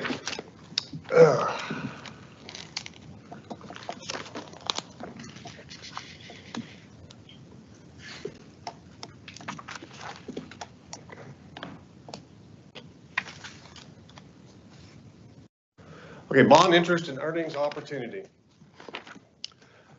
Due largely to the interest rates that are higher than we've seen in 15 to 20 years, along with the prudent management of bond projects and contingency funds, the final bond issuance from the bond program approved by the voters in 2017 has generated a significant amount of interest income, which we would call revenue, that can be spent on capital improvement projects. So we utilize our long-range facility planning committee, and we call a special meeting, it was a virtual, to get their input and share the news about that revenue on April 16th. Every time that we have one of these meetings, we go through their charge, and we go through these 4 things and discuss those with them. But it goes all for the students, the mission statement, the community, their values, and guide us in the facility planning process.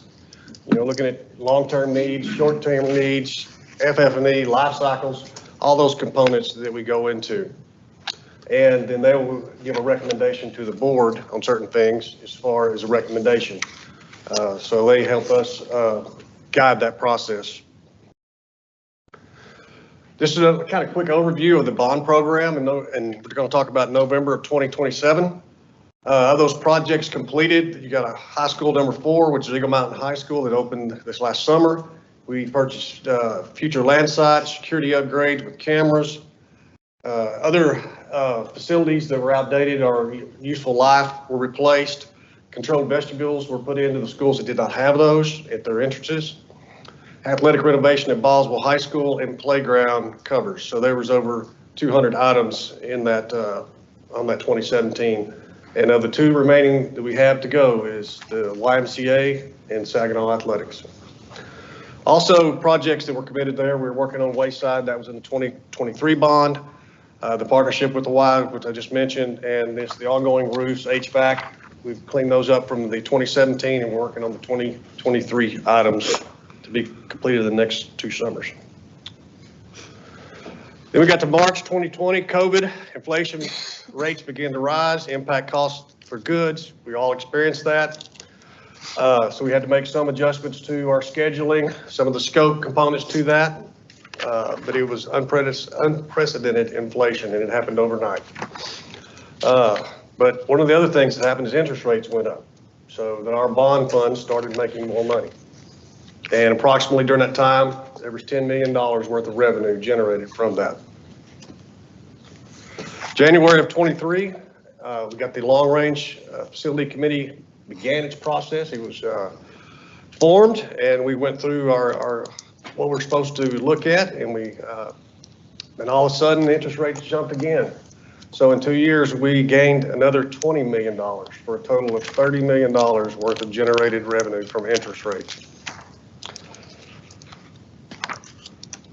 In April 2025, interest earnings from the 2017 bond issuance has grown to $32 million. Construction program has additional $8 million in savings and also savings from the other projects in 2017 and that bond program and any contingency funds. And so with that, there's a total of $40 million in savings. How it can be spent? Must be spent on capital improvement projects approved by the voters for building and equipping school facilities. Can include enhancements to the bond projects or additional capital improvements or replacement needs as long as it remains consistent with the 2017 proposition language specific to school buildings, equipment, and land. Must be utilized soon to avoid potential federal revenue penalties called arbitrage. So of this revenue, this $32 million, if we don't, we're going to have arbitrage. So that's a penalty. So Jane, you can speak to this if you like, but really that is where we're going to have to pay a penalty. So that money that's going to pay for that penalty has been accounted for, and that's not in the 32.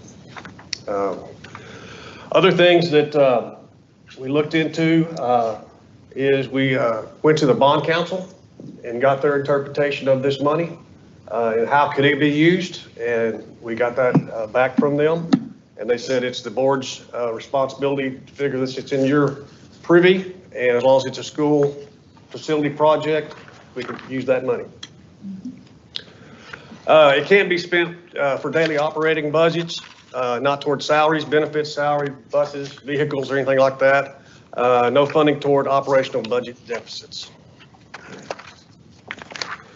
Okay, so a while ago I mentioned the 40 million. That's in April of 2025. So we got 40, and I'm going to show you some other numbers, but really it's the 40 and the 10. The 10 is from the 2017 bond originally earmarked for Saginaw Athletics. So that gets you $50 million. Now in these three things right here, where it says training room, locker rooms, and bringing them up to district standards, it's just broken out differently. How additionally it would potentially look. 14 would go for the upgrade in the, because originally the Saginaw Athletics was just a slight add-on to the weight room and new paint, and just if something was broke, fix it. You put more money into it, then you can bring it up to the current standards of our 3 other high schools. So that's what we estimated it would take, along with the 10 million. And then there's another 26, which would be the turf room that we have at Boswell High School and Eagle Mountain High School, that multi-purpose center. So those two things combined, we'll see how far that will go. You know, we still have to deal with tariffs, but it'll get us down the road. And And there's other things we can consider besides this Saginaw athletics. But what I would recommend that if this is the route that the board goes, that before we spend any of that money on something else, let's get this thing under contract. Then we know if there's other things that are needs that come along, then we know what that money is. We asked the committee these questions. Equity in facilities is a priority. How will we use FF&E? And so a lot of your older schools, that's the original furniture. So someday that may be a consideration. We have to spend the money pretty soon before more arbitrage hits us to avoid the penalty. And how do we accomplish this and spread it to other facilities? The feedback we received from the committee, we think this is a wonderful plan. SHS needs more upgrades and upgrades. We will be disappointed that we didn't get passed in the bond election. Touring Saginaw Athletic Facilities showed me you see the need for enhancement there. There's really exciting news, and everything we can do to work toward equity across the district is great for all of us. We have discussed SHS improvement for years. It needs to be equal to the other 3 high schools. And after going through this was the recommendation of the long-range facility plan for the interest earnings, was to prioritize Saginaw High School Athletics project from the 2017 bond program to include original facility upgrades, renovations with enhancements of multi-purpose facility and campus classroom ag. So the problem with Saginaw Athletics, the ag program is in the building. So we're going to have to look at that. And if we're going to have to move or redo the ag facility, to me, if we can put it on to the main campus and not have to walk across a parking lot and go through all that weather, it would make more sense to just attach it to the existing Saginaw High School. So, but we're going to have to replace it. All right, would drastically, well, we're going to have to look at the footprint and how that would happen, but it's going to be right in the middle of the way of a multi-purpose building. So, but those are things we could explore. But I think that's it. Thank you, Cleet. Questions, comments? Just had a question. You mentioned that we ran it through the bond committee. You also did a legal review of this to make sure that everything that we're proposing here is. Yes, we used the bond counsel that helped us. Christian Savant, talked to her today. And that, I think the letter was attached. Well, I think we got some We had it information in the board Friday update. update. Yeah, good idea, right. Yeah, that we do have that on the record, yes. Yes, ma'am. It was in your update, but we also, Cleet and Megan had a follow-up phone call with him today. That's good, so the With her public can today. hear that, right? That's right. Yeah, perfect. Questions? Any other questions? Discussion? Of course, I think this has been a long time in coming. And I think by being able to do this and the long-range committee agreeing that this is something that needs to be addressed, it'll be something that'll be able to, once that's done at Saginaw High School, pretty much everything with an exception of a multi-purpose facility at Chisholm Trail High School will have every school in our district at the district standard. And I will dare say in the state of Texas, people that have multi-school high school facilities, that especially with 4 high schools, there's very few of them that can say that they've got that. Most of them are, there's a big differential between one and the other. And I think no matter where you live in our district, it doesn't make any difference. I think you deserve whatever our district standard is. And I think this will give the people on the Saginaw side the same standard that everybody else has. And I think it's been a long time coming.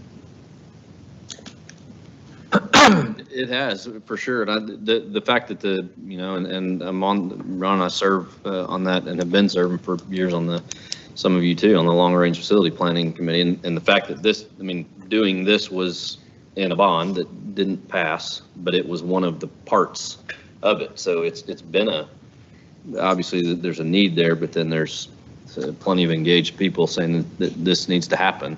There were 2 things that didn't.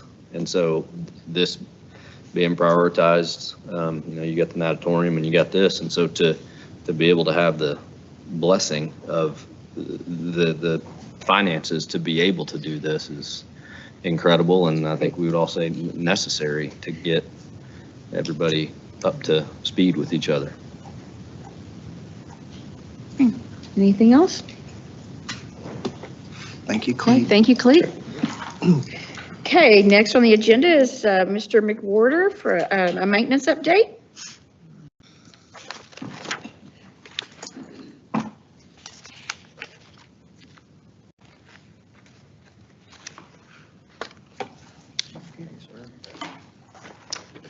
Good evening, Dr. Tolbert, trustees, Dr. Hollingsworth. This is your maintenance summer update for 2025. First, we'll start with fall and spring completed projects. The awning, this awning is in the bus loop on the backside of the campus at Lake Point Elementary School and was damaged during high winds in March. We're trying to find a company to fabricate the cross beams that were damaged. The roof material was not damaged and will be reinstalled, which will cut down on the cost of repairing. General maintenance built a wall in the special needs classroom at Bryson Elementary to help prevent students from running into the hallways. We rebuilt the stone wall between buildings A and D at Eagle Mountain Elementary. The original wall was built years ago by former board member Dick Elkins. Upgrades were made to the home side of the football stadium at Saginaw High School, which resulted in a significant increase in the lighting to the area under the stands. The sanitary sewer line at Bryson Elementary separated and caused a backup. The plumbers dug up the line, made the necessary repairs over a weekend, and had it functioning properly prior to school beginning the following Monday. At Wayside Middle School, the plumbers dug up and repaired a domestic water line under the walkway between the gym and art classroom. They worked with Dr. Sewell Bernard and were able to get this repair done during normal operating hours with little or no disturbance to student and staff. The plumbers made repairs to a section of compromised vent piping located in the ceiling of one of the classrooms at Highland Middle School. The HVAC team helped to repair a water line on a geo line in the visitors parking lot of Ranger Stadium at Chisholm Trail High School. With the help from Coach Abensham, this project was able to be completed with minimal impact to after-school activities. In addition to this repair, the painters pressure washed and restriped the parking spots. Is that our first geo line repair in our, we've been putting geo in all of our campuses now. Yes, sir. Is this, first one I've heard mentioned, has there been other? There have been others. That have failed underneath? Yes, sir. Okay. Still a good idea to put them in? I believe so. We don't really have that many issues with the geo, other than occasionally things like this happening. And with it, unfortunately, being underneath the parking lot. Right, that's where we always put them, is Yes, underneath sir. the parking lot. Yes, sir. We try not to do that very much. I mean, we kind of learned our lesson with Chisholm Trail. So we try. Not, this is one of the ones. There's a way to do it. We try to stay away from it. As part of the 5-year landscaping plan, the irrigation and grounds team completed landscaping enhancements at Boswell High School around the Newcomb Gym. They also made improvements in front of Ed Wilkie Middle School. The next schools scheduled for enhancements under the plan are Highland Middle School and Watson High School.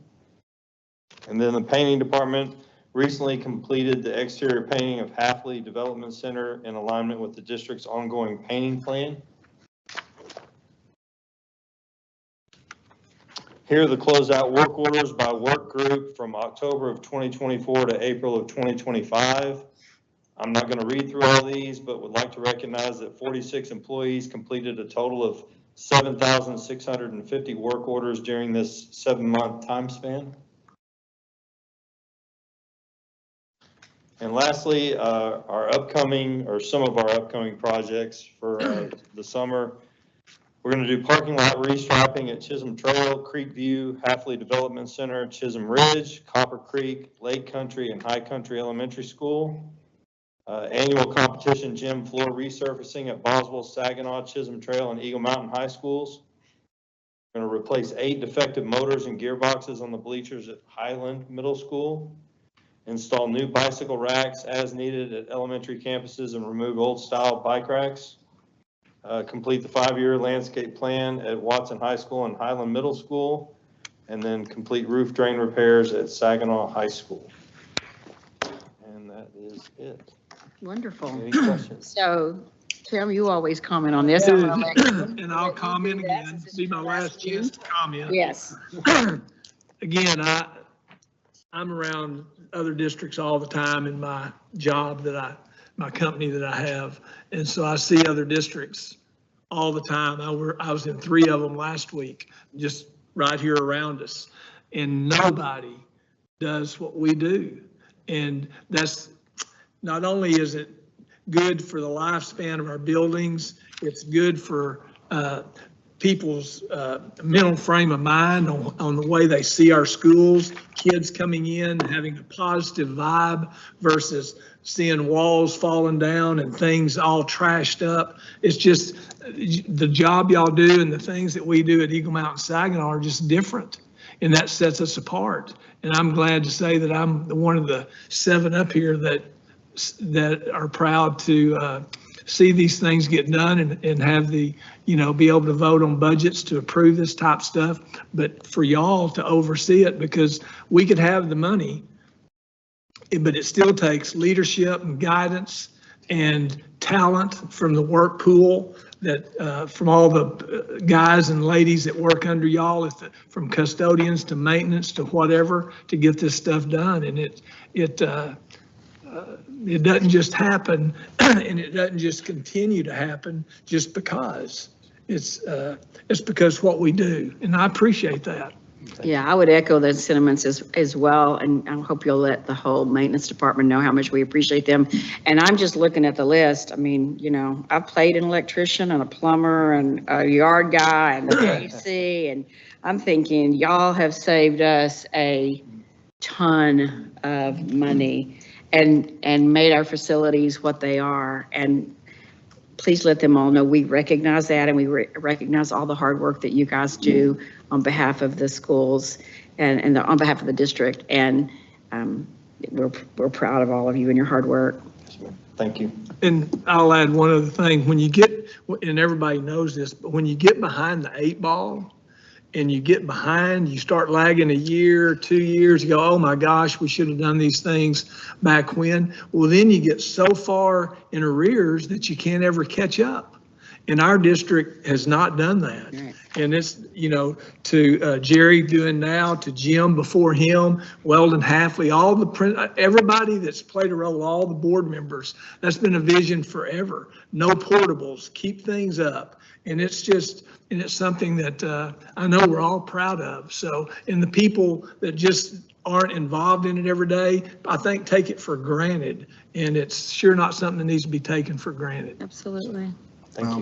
With outside eyes walking in, it's exceptional. And 32 years in this business, it is one of the things that as I walk all of these campuses, I truly am just in awe of what you guys do. So thank you so much, Tom.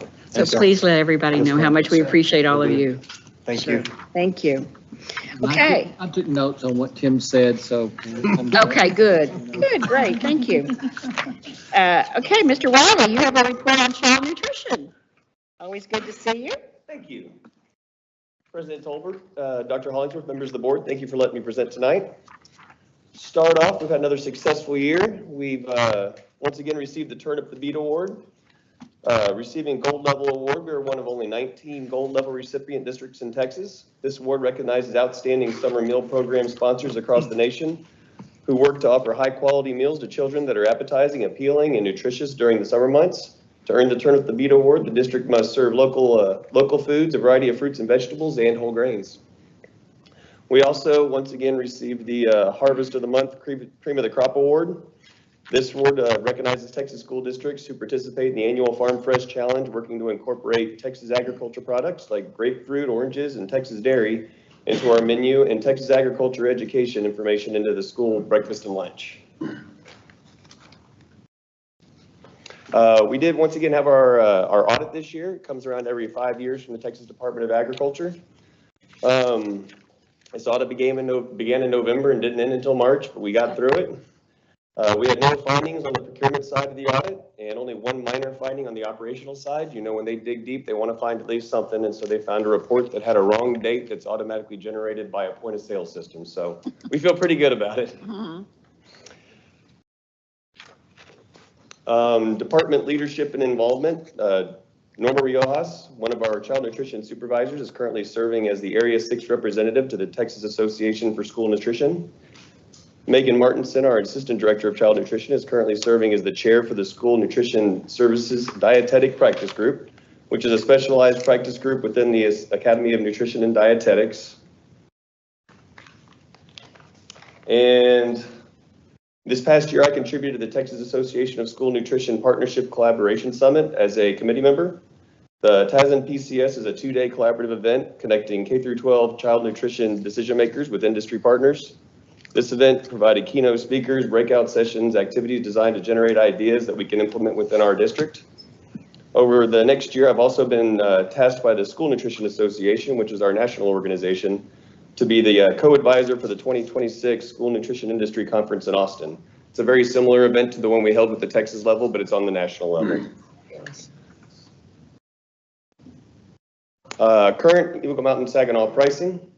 The Texas Department of Agriculture will continue with the previous rule implemented in 2018, which stated any district with a positive or zero fund balance in its nonprofit school food service account as of January 31st of the current school year is exempt from paid lunch equity requirements, which means we do not have to raise prices. It's on our own if we would like to.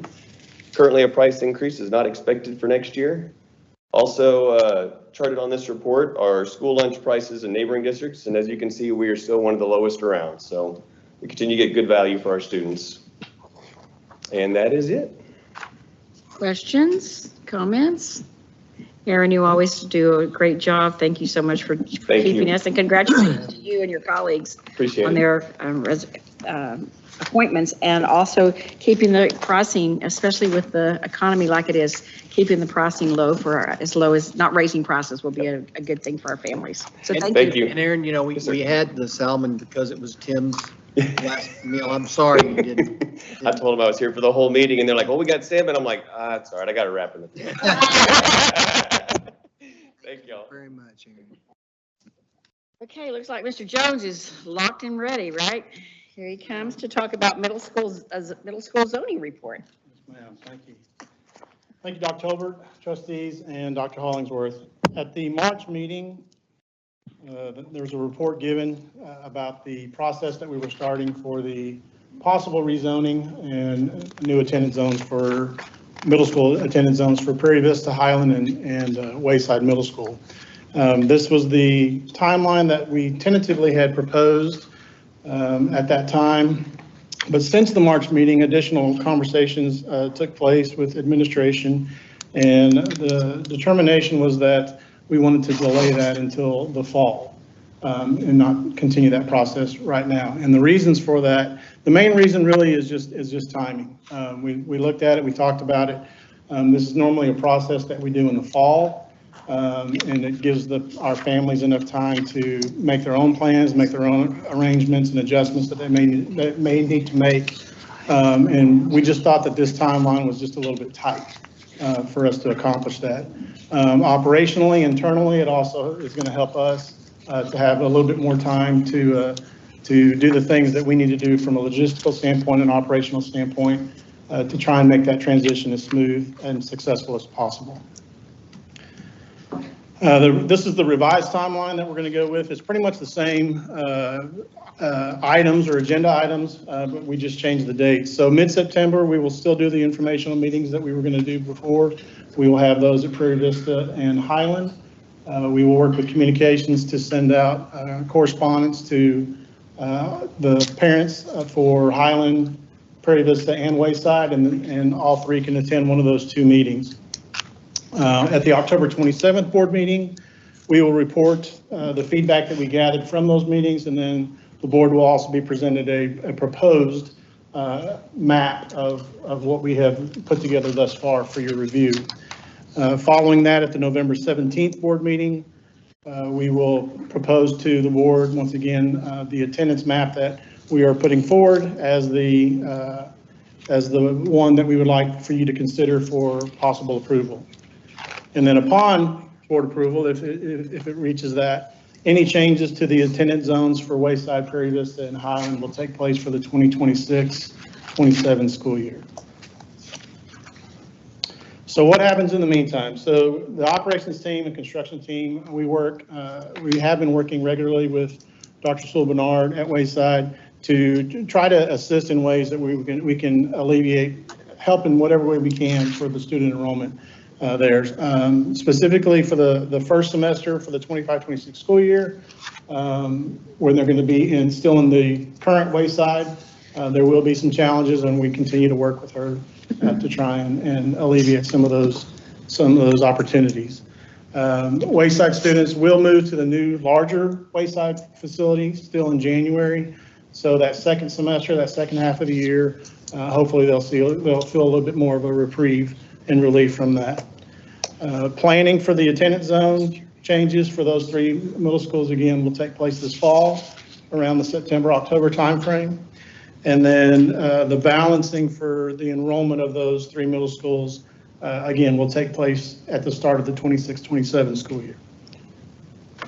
And that is that one, if I'll answer That questions. larger Wayside's not going to do it. It's still going to, that's going to have to happen no matter what, rebalancing. Correct. When the middle school, okay. Yes, and this will be step 1 of that or whatever, and they'll have some relief from that for sure. But yeah, for that first semester to make the move or whatever, we just didn't feel like we had enough time to adequately respond to the needs of families and give them the time they needed to make adjustments. Any other questions? You anticipate that we'll need some more portables at Wayside, maybe? Right now, we're not looking at that. Again, as I think Coach Daughtry said, I mean, we're looking at, with the larger facility, they've got larger spaces. We think that that's going to help. The current right now, they've been doing it right now already. The demographers numbers really aren't growing that much between now and next year, specifically for Wayside. So right now, we're not looking at that. If we were going to be looking at that, we really need to be looking at it now, and we're not really concerned with that at this point. Will there be Wayside students that are impacted by the redistricting? There will be some. That won't be at Wayside anymore. We'll be headed to one of the other Correct. They'll be campuses. moving to Prairie Vista. Since we have, I mean, so the Wayside parents to get information on the mid-September meeting, they just need to attend one of the other 2 campuses? Yes. Yeah, they can do that. And for the most part, I think I got asked that before. The reason we did that mainly is because there will be Wayside students that are impacted, but Wayside School is not going to be growing. They're going to be basically losing. They'll be shrinking. Prairie Vista will actually be gaining some and losing some to Highland. And then Highland really will just be gaining students. So is it possible to identify the parents or the students that are going to be impacted from Wayside just to make sure they know, head to one of these 2? I just wonder if there's 3 campuses impacted. We're doing a informational meeting at 2 of them. Just want to make sure that Wayside parents don't think, oh, there's going to be coming and giving me some information. Can we target them and at least? Good point. I think that's So an we can- easy adjustment we can make. Yeah. We've got plenty of time to be able to do that between now and the fall. And I think, having 3 meetings instead of 2 is very doable. Sure. We can consider both. We can add a meeting or do Or that. I just mean, try- if we can like- add a meeting, then we'll just do another one. Was the thinking just that you would get them over there onto the campus they were going to? Or- That's what the purpose has always been. That's the school they're going to go okay. to. Our thought process is we would just put this online even before to let people see it, to your point. Mhm. And if you're in the Eagle Mountain High School attendance zone, there's a pretty good chance. That you're going to be going to Because we're aligning to those high school attendance zones as much as we can. Yeah, just if it's not a whole lot of students, can we put out a poignant message to them? Yeah, perfect. Okay, good point. Any other questions or comments? Okay, Dwayne, you're still up. I'm still up. Smart tag. Yes. Let me get over this. Smart tag.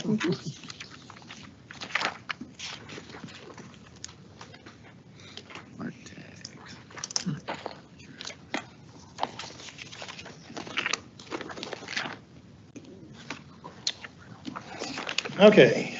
So it has been quite a while since I've been in front of you to talk about Smart Tag. So I wanted to give you just a little bit of an update on how it is going or how it went and how it started. So the program or the system was phased in at the beginning of this school year. Currently, and we were pretty well phased in across the entire district by Christmas time. So right now, the program is being used district-wide. There was a short learning curve, as is the case a lot of times with any kind of new program that you're putting in. There was a little bit of a learning curve. That was really more isolated to drivers and students, learning just the scanning process, and then some from the staff as far as just learning how to navigate through the system, print ID cards and those types of things. There was nothing really major. It was just more minor things. Again, just learning a new system, new process, and just, trying to figure out the finer points. Just some side note information. Every student that is signed up for transportation services doesn't ride the bus every day, and sometimes they don't ride the bus at all, but they do sign up for it just in case. We did that with our own children. They never rode the bus, but we signed them up. So all those kids were included in the initial print. So we printed a little over 11,000 tags for students to ride. And again, those don't always ride, but on any given day, Gold Star does transport somewhere in the neighborhood of 8,000 and 9,000 kids on a daily basis. So it's quite a large number moving throughout our district. Moving throughout our district. So just wanted to provide that as kind of I don't know that everybody really knows how many students we're actually transporting on a daily basis. So just as a refresher, you guys saw this at the initial presentations for it or whatever, but there in the middle is the actual card. That's the actual badge that the students use. That's what they scan. Down in the bottom right is the actual, we call it a square, but that is what the students are actually tagging or they're scanning as they enter and exit the bus. And then the tablet there with the little boy there in the green check mark, that's the actual tablet. That is what the driver uses, and that's actually also mounted on the bus for the driver's use and for him to see, or he or her to see. So opportunities for improvement. So again, I mentioned a minute ago about the students and drivers. That's the main challenge that we've seen as far as one, for students to remember to bring it. And then the challenge for the drivers, when the students don't bring it, the drivers can still manually scan them on. But as you can imagine, the scanning process is already somewhat slow loading and unloading down. Not tremendously, but there's more of a single file entry and exit now, as opposed to it used to just kind of be a bull rush into the door or whatever. So it has slowed it down some, but when they manually scan, while we were able to get those kids on the bus and we're able to track them, it does slow things down. The other side of it is also anytime the scanning process, even though it's a child that's scanning and the driver's looking at it, it mostly removes human data entry. So when you introduce it and you got a driver that's got 60 kids trying to load and hustle and bustle, and then they're trying to hear the student's name, especially when it's a young student, they don't really project very well. There's always room for error with that. So we really encourage the students, and as much as we can, we provide a report to principals on students that we see that have manually scanned. There's a report that we can run. And so we really try and encourage that as much as possible. Again, to the right, you'll see that's what the driver will see. The tablet on the left with the green, that's what they'll see if the student is on the right bus and they're loading correctly. They would also see that if they are, it would say correct stop as they're getting off. And then there's an audible alert as well that will tell them that they're okay. And then the tablet to the right that says wrong stop. It'll either say wrong stop or there'll be an X that you're not supposed to be on this bus or you're not supposed to be getting off at this time. So feedback that we've gotten so far, parent feedback has been mostly positive. I haven't really heard too much negative from it, be it either phone call or Let's Talk. And I do get quite a few Let's Talks for different reasons. And this one has not been anything that I've really gotten overwhelmed with. The ones that I do talk to, they do like the ability to be able to see their student. As long as their student is on the bus, they can actually track it through their mobile app, and they can see exactly where the bus is within the route. I'll say it's as near real time as you can get. It's pretty real time from the testing that we've done. But they do like that ability to see their student, and they also like the ability they can go in and personalize their own alerts that they will receive. So where they can have an alert on their phone that the bus is 10 minutes away. They can have an alert that their student actually got off the bus. So they can check all those things, and they can set that up. You don't have to, but the functionality is there if you want to use it. Staff feedback has also been positive. There was some learning curve at the beginning, just as far as navigating the system. We did our best to try and provide how-to videos. It's difficult to get district-wide training altogether, for something like this. So SmartTag was good in assisting us in providing some how-to videos, both at the beginning as well as that they can, if you need a refresher, or what we have seen is the initial people that were assigned to do these tags, whatever, that person either left or moved or got additional responsibilities. So now this person's doing it. So then we had to do they have to do a retraining. So those videos and whatnot are also very helpful from that standpoint. The staff also like the ability, which they did not have before, to actually be able to, at their campus, be able to go in and look up certain information without the need to call Gold Star, to call me, to call anybody. They're able to look some of that information up themselves and be able to provide responses to parents more quickly. And so they have liked that ability as well. That's pretty much the update on that. So I'll answer any questions if you have them. Comments? I have a couple questions. So you said that if they don't have a tag, then they can manually do it. Correct. They do manually? I assume because everybody's coming on it, but they do, right? Yes, they do. And they use it. What about when they get off? Like I was watching Wayside the other day, and I bet maybe half the kids saw them do something. I was stalking the bus watching this. Right. And so if they don't have it, are they know the name of every kid on the bus as they're getting off, or how's that work? Yeah, if they don't have it, then it's the same thing. They do the same scan off. Which is crazy because the kids are kind of trying to fly off the bus to get to school. Correct. And so we've tried to talk to them about, again, from the driver's standpoint, to try and be as cognizant as possible to be watching and doing it right at that time. But what does happen, a lot of the drivers, they're going to know their kids. This is not ideal. This is not how I would rather them do it immediately. But they know their kids, and they'll know they saw William get off. At the end of the route, if they're not, as they're added to the system, as they get off, then the system decrements the number. So at the very end of their route, it's another child check. So it's a double check from a visual. They can go through and they'll say, okay, well, I'm saying I'm empty, but I still have 3 kids that are showing to be on the bus. And then if they say, oh no, I saw him, but he did get off, then they'll manually do it at that time. If they don't, then that raises a question, and then there may be additional phone calls or whatever that happens. But again, yes, ideally, I would like them to do it immediately at the time. Well, yeah. But it's the answer is every kid trying to have that tag, right? Because those are easy. They just would boom and they were off. Yes, and the kids have really adapted pretty well to it, even the younger kids. But again, it's remembering it, and so we watch reports, and if there are continual, habitual, same kids, from a consistent, they've either lost it or they just don't ever remember to bring it. And so we will provide those reports to the campuses, and then that way they can talk to the student themselves. It might help to know, you can confirm how many this is. I assume it was all drivers have a monitor on the bus. There's not just the driver on the bus. There's monitors too on the bus. Not every bus. No.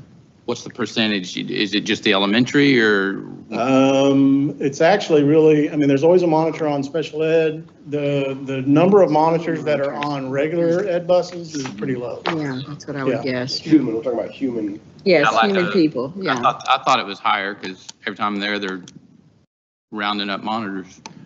Yes, but. For just select routes. Correct. Yes. Yeah, we really don't provide them on a regular basis unless there's a request by a principal or again, for special programs.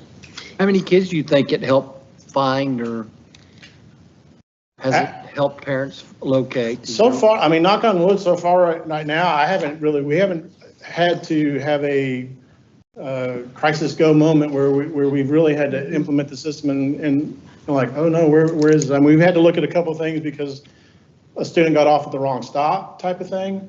And then we were able to, again, pinpoint where they did get off because they scanned off. Now, again, there was questions with that with the driver, because if they did scan off at the wrong stop, then they should have seen that red tablet. So if they're getting off going to a friend's house, there's some way they can, the parent can tell the school ahead of time, and you can change their stop to be with Susie instead of their own house, or not really? Not really in the system. I mean, there probably could be, but that would really, what we're operating with on that is still just a manual. The administrator needs to write a note to say because even if it's from a parent, we really like it to come from an administrator as opposed to a parent, and the student is just handing it to the driver. We really would rather.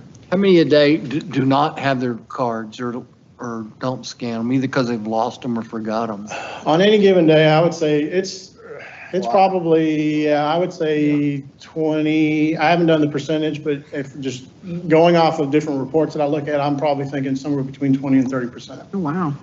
So Is there I mean, I guess I know our high school kids should have their ID on them, on their person, right, at all times, theoretically, at their campus. I guess that's a campus decision. 20%. But Yeah.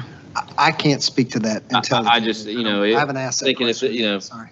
They have their IDs, things like that. I mean, their smart tag. Is there a way to even duplicate that to charge, that their ID card would maybe they have it? Yes. yeah, there is. That's right. Yeah, there is a way to meld those two together, to mesh them together. We didn't want to do that initially just because of I remember that. the implementation set, but that's something that Mr. Murdoch and I can look at going forward if it's something just we thought want as to a have. One less thing to keep up with. Like that to the kids. Do you have data on how many kids have gotten off on the wrong stop? Do you have any reports on that? I can run a report for that, sure. I believe I'm going through the drop down in my head, but I think there is a, they call it an exception report. Sure. Do you have an idea of what that would be? It's really not that high, honestly. Okay. I mean, this has really helped tremendously in my opinion. I think it's been something that has been a definite positive. Just from the standpoint of the functionality, obviously, but then the functionality once you really kind of get into it and see it work a little bit more, whatever, then it's the peace of mind, just knowing that like I was talking a minute ago, there's a second checks and balance. They already do a child check. As soon as they empty, they do a child check there, and then they do a child check again as they're entering the bus yard. But this is just another child check. It's an electronic child check that reminds them. I'll tell you one thing, having been the assistant superintendent over transportation previously, one of the biggest challenges is when you have those minor bus accidents, or heaven forbid, a worse bus accident, getting accurate lists. And I'm telling you, not too long ago, in most districts, it was pretty haphazard. And, little William gets on, but he goes by, William. Oh, he goes by Bill, and that's all the driver knew. And we would be trying to piece together an accurate listing of who's on a bus, and that was not too long ago. So this is for that reason alone, it really helps a lot being able to put together an accurate list of who should be on that bus at any given time. Well, I know it's been painful to all of us to finally get it going, but I'm happy that it's working as well as it is now, and that everybody's. I've heard a lot less complaints this year, that's for sure. Good. Wonderful. Anybody else? Okay, William, you said you had two things. Did you have? That was it. No, That was it. Okay, perfect. Okay, and you're still up? I'm still here. Dwayne, so now you have the renewal agreement with Gold Star.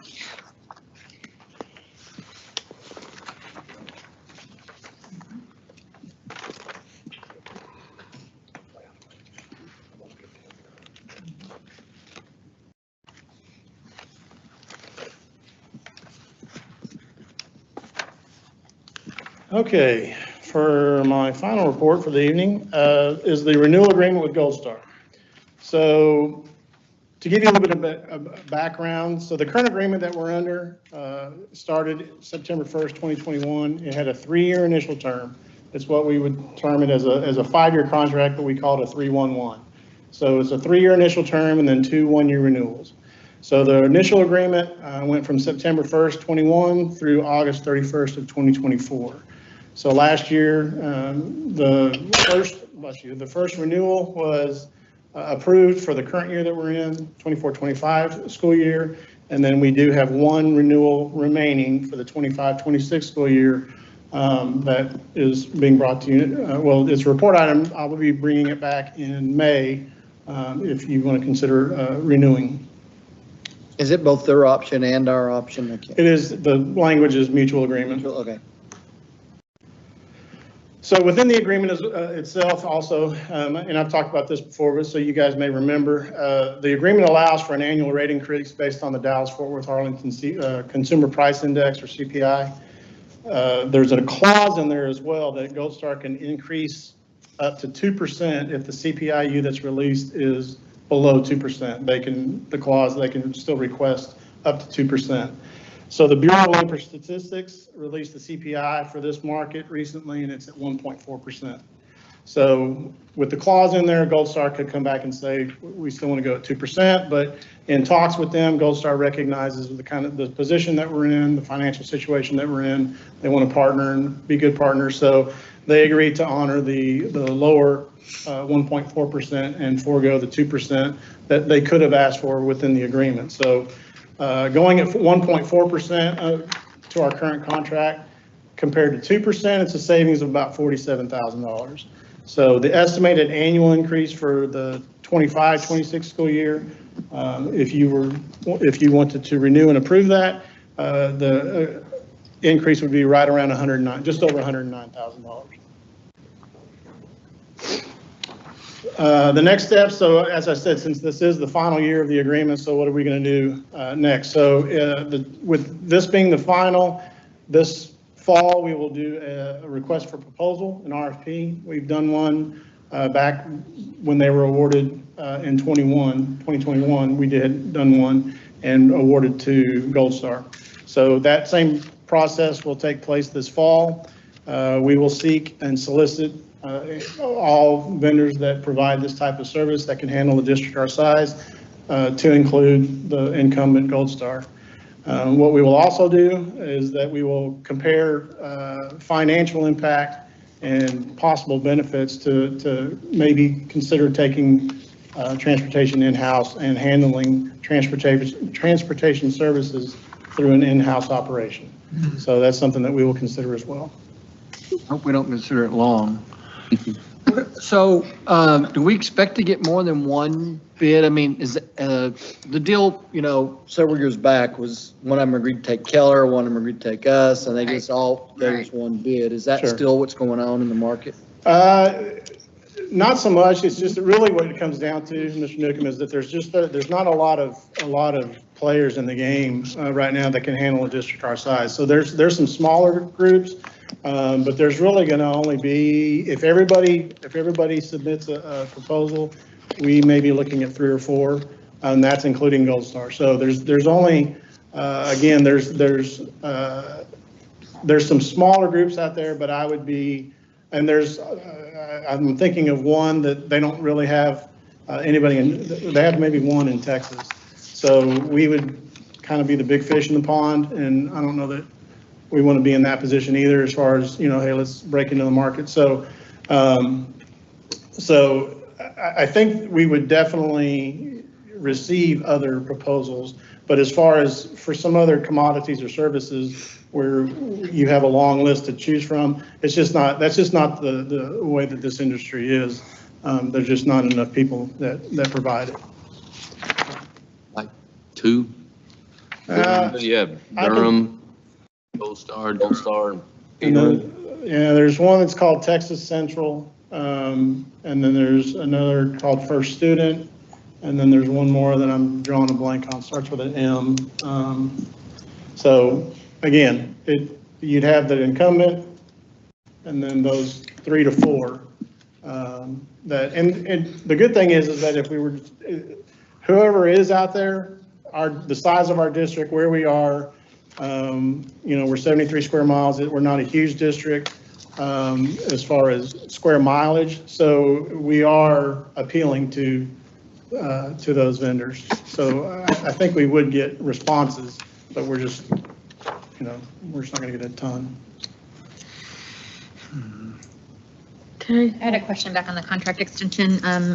Refresh our memory on there was a cost sharing piece with the smart tag amendment in the current contract. Does that roll forward into this next year contract extension too? Yes, the cost sharing. For the smart tag, it was Yes. in the form of a rebate to us, right? Is Yes, that still there? so yeah, they agreed so our annual licensing for smart tag is $66,000 and Gold Star is paying $3,000 a month, $36,000 of that.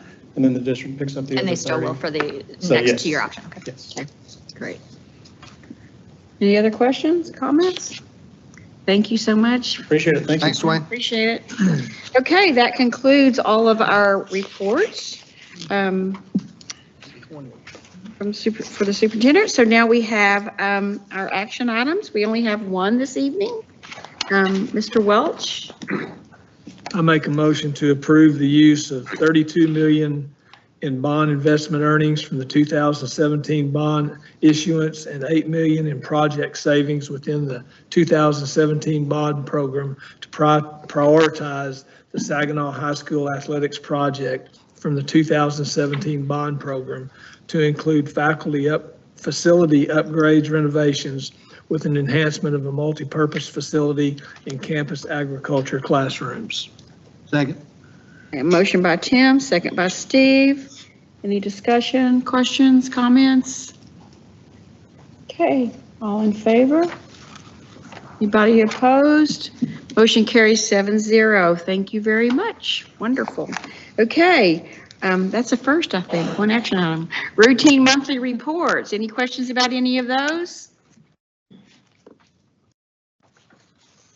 Okay, seeing none, we'll move on to the board planning calendar on page 174.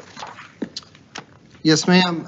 Just to give the board a preview of what's ahead for our May 2025 board planning calendar, we will have recognition of our Aspiring Leader Institute and Aspiring Administrator Institute participants. We'll administer the oath of office to places 3, 4, and 5 to our duly elected trustees. We'll have our quarterly demographic and housing analysis. We'll reorganize, and so the board will be able to do officer selection and reorganization.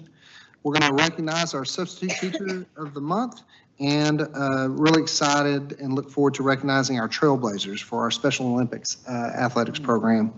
And then your action items will be to elect board officers and consider approving a renewal agreement with Gold Star Transit that we just discussed. And those are some of the highlights from the upcoming board meeting. Great, thank you. Yes, ma'am. Okay, then we have the consent agenda for approval. Do I have a motion or any questions about the consent agenda before we have a motion? I move we approve the consent agenda as presented. Second. Okay, motion by Steve, second by Paige. Any questions or discussion? All in favor? Any opposed? Motion carries 7-0. So I have just a couple of announcements. First of all, for those of you that are on the Superintendent Appraisal Committee meeting, we do have a meeting tomorrow at 9 a.m.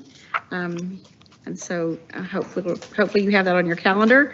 One of my favorite events, well, all of them are favorites, but Meet the Experts is in just a couple of days. So make sure if you have that on your calendar, you probably all got an invitation from someone to attend. The Brackett and Ellis Client Appreciation Dinner is June 3rd at 5 p.m. So if you have not RSVP'd for that and plan to go, please let Kim know so she can RSVP for you. And the retiree dinner is at 5 on May 13th. The other two things that I just want to mention quickly is for those of you that follow the legislative things, the legislative session is close to being ending very soon. It's a few more days. And there's a lot of bills out there. And so I hope that you keep abreast. There's lots of things that affect public schools. So You may want to keep abreast of all of those. And then in conjunction with that, early voting ends tomorrow. So if you want to exercise your civil duty, then please plan to vote tomorrow until 7 p.m. And if you don't want to vote tomorrow, please go on Saturday when it's actual election days. So your votes are valuable, and we appreciate you, again, exercising your civil duty. And that's all I have. Oh, and Tim, are you sure I can't change your mind? A little late, I think. A little late. Yeah. Well, again, we appreciate you You're so welcome. much. We do appreciate you. We're going to miss you terribly. Thanks. Okay, I think that we are now at you, Dr. Hollingsworth. Yes, ma'am. Yes, ma'am. So just a few just updates on leadership and learning throughout the district. As I have been bringing to you the last couple of months, and I'll continue to do, you can see where we stand in terms of enrollment. To end the month of March, we were at 23,950. Our ADA was at 21,868, which is 93.15 is our attendance percentage. And that's something that we continue to pay very close attention to. It's part of our our weekly leadership team review. And we're really working hard. I know our principals and teachers are working really hard to emphasize attendance. That's something that Dr. Waters has taken on, and he's doing a really good job of keeping that at the forefront. Just wanted to give you all a real quick update. This is related to the superintendent's entry plan, and just kind of give you all an overview. You know, and I've given you information on those campus staff visits and presentations, made over 39 campus presentations. And then you're familiar with my staff communications that I do on a weekly basis. It's a little, it's a blurb and a newsletter, if you will, that I send called Insights. And then we've had two virtual staff meetings last month. We're going to have another virtual staff meeting tomorrow afternoon. That's something new that I'm doing, just to kind of give staff really an overview of the main happenings at the board meeting that took place the day before. And that's interactive, so folks can get online and they're able to ask questions. And so Matthew and Megan ask those questions, and I answer them right there. I'm going to have some people that are in this office actually be in the studio audience, because it's real awkward talking to an empty room. And so we're going to have some actual folks to talk to, so that'll be really nice for tomorrow. These are my individualized one-on-one meetings, I call them. These are the meetings that I have with our campus leadership that I had with each of you individually. And then I'm right now having with our principals and campus leaders. I've conducted 17 principal and campus leader meetings, 9 with our senior leadership team, and with also several of our central office leaders. I've met a lot of our state and city officials and community members. I'm at 14 and rising, so I've learned a lot.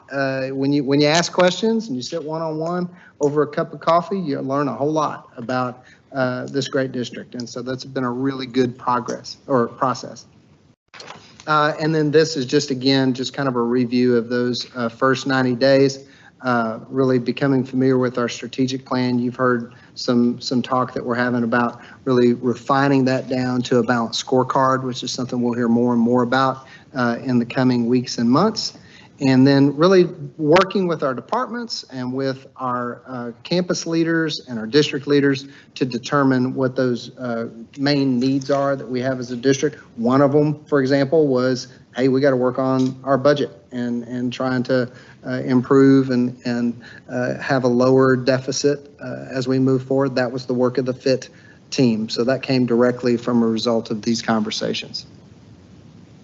And then I want to kind of go back to this one. I wanted to end on talking about considering efficiencies in the secondary master schedule. This was the second highest recommendation of that FIT team.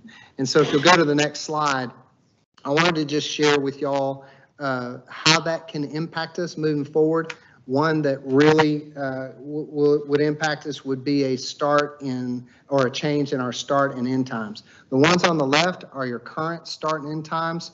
We know that elementary starts at 7:30, ends at 2:50. Two of our elementary schools, along with our middle schools, go from 8:20 to 3:40, and our high school goes from 9:10 to 4:25.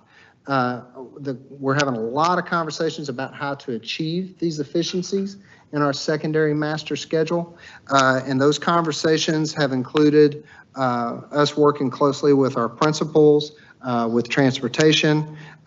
It lengthens the day. When you go from having a class period being dedicated to a lunch, and you incorporate that into, for example, fourth period, you actually extend the time of your fourth period. If you incorporate it into fifth period, you extend the length of your fourth period. So we have to work really hard to be able to accomplish both ends, which is we already had a late end time for high schools, so we didn't want to go even later. So what you'll see there is a draft, and this is something that Dr. Behringer and others, principals have been working on. We're looking at a possible elementary start time of 7:25, ending at 2:45, so it'd be a 5-minute adjustment. Your middle schools and those two elementary schools would start at 8:10 and potentially get out at 3:28, and your high schools would start at 8:40 and they'd finish at 4:09. So it gets us out a little bit earlier during the day, but you can see we're starting earlier as well.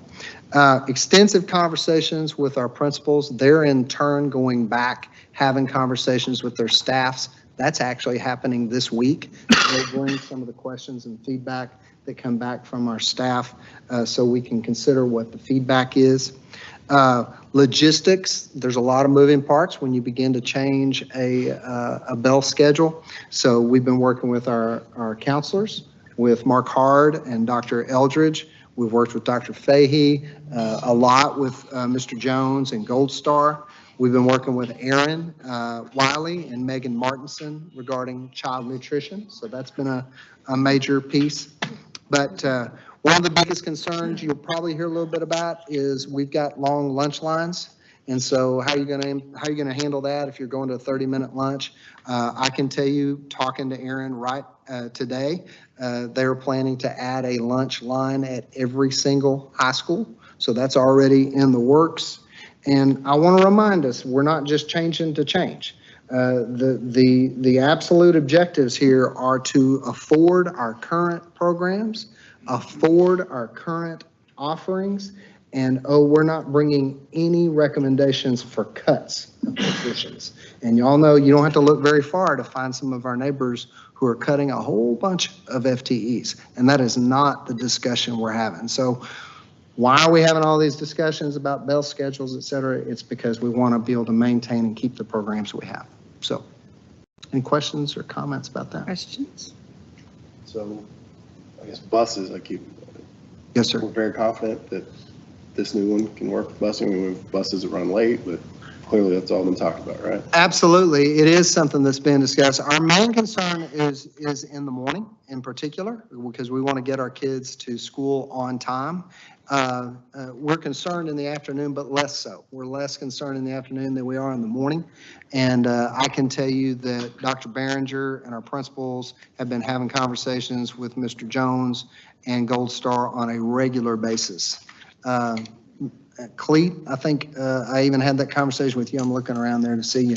Had that conversation with you. What's your confidence level related to transportation and what we're currently talking about? Well, I think what was mentioned earlier, we've got to get better probably at two different areas. Is you have 10 minutes to load a bus between the tiers. So we're going to work with with Beth and Walter to help maybe standardize some of our processes, how our campuses get kids on a bus, because we only have 10 minutes. And then we got the smart tag. So we got to make sure they have their tags to speed that process up, because we can only be there 10 minutes. If we don't make that mark, that's going to be a problem. So we're going to have to work on some of those things, and it'll take all of us to get it done. So. How long are we there now?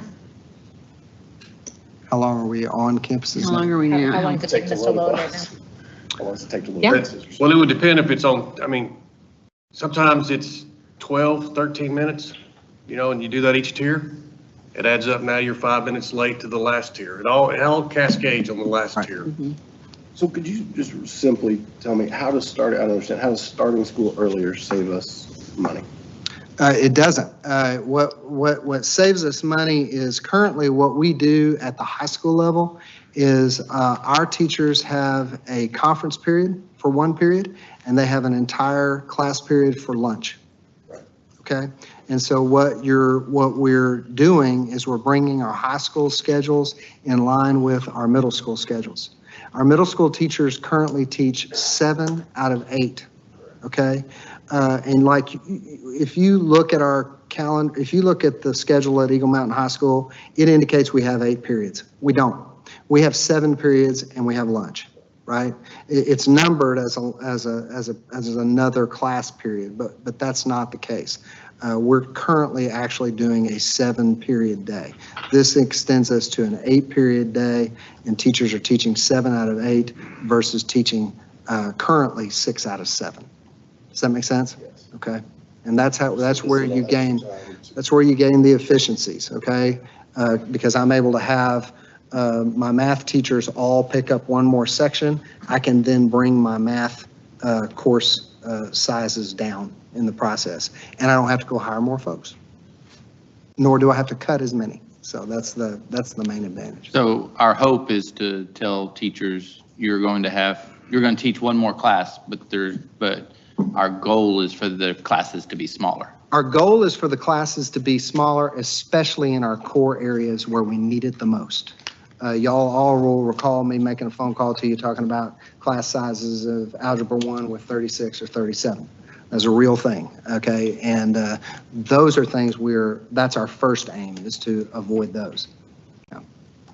Well, and I know we talked about too, the other X factor with transportation and the interweaving of the Hollenstein Center kids, travel time and all that with this one, because that lunch did provide, some travel time. That's why we've had Dr. Eldridge, Dr. Fahey knee-deep in these conversations with Dr. Behringer and principals.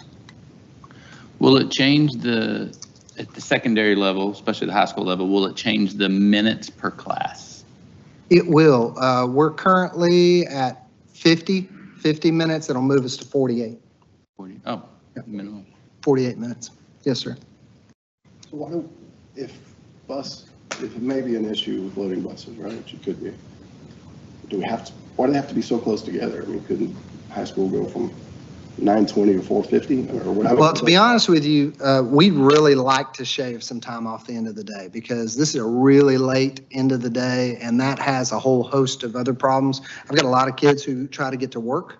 I have a lot of kids in terms of extracurriculars. They miss more class because we got to leave to get on the bus to go to wherever we're going to compete. So I miss more class time. So us finishing earlier has a lot of benefits.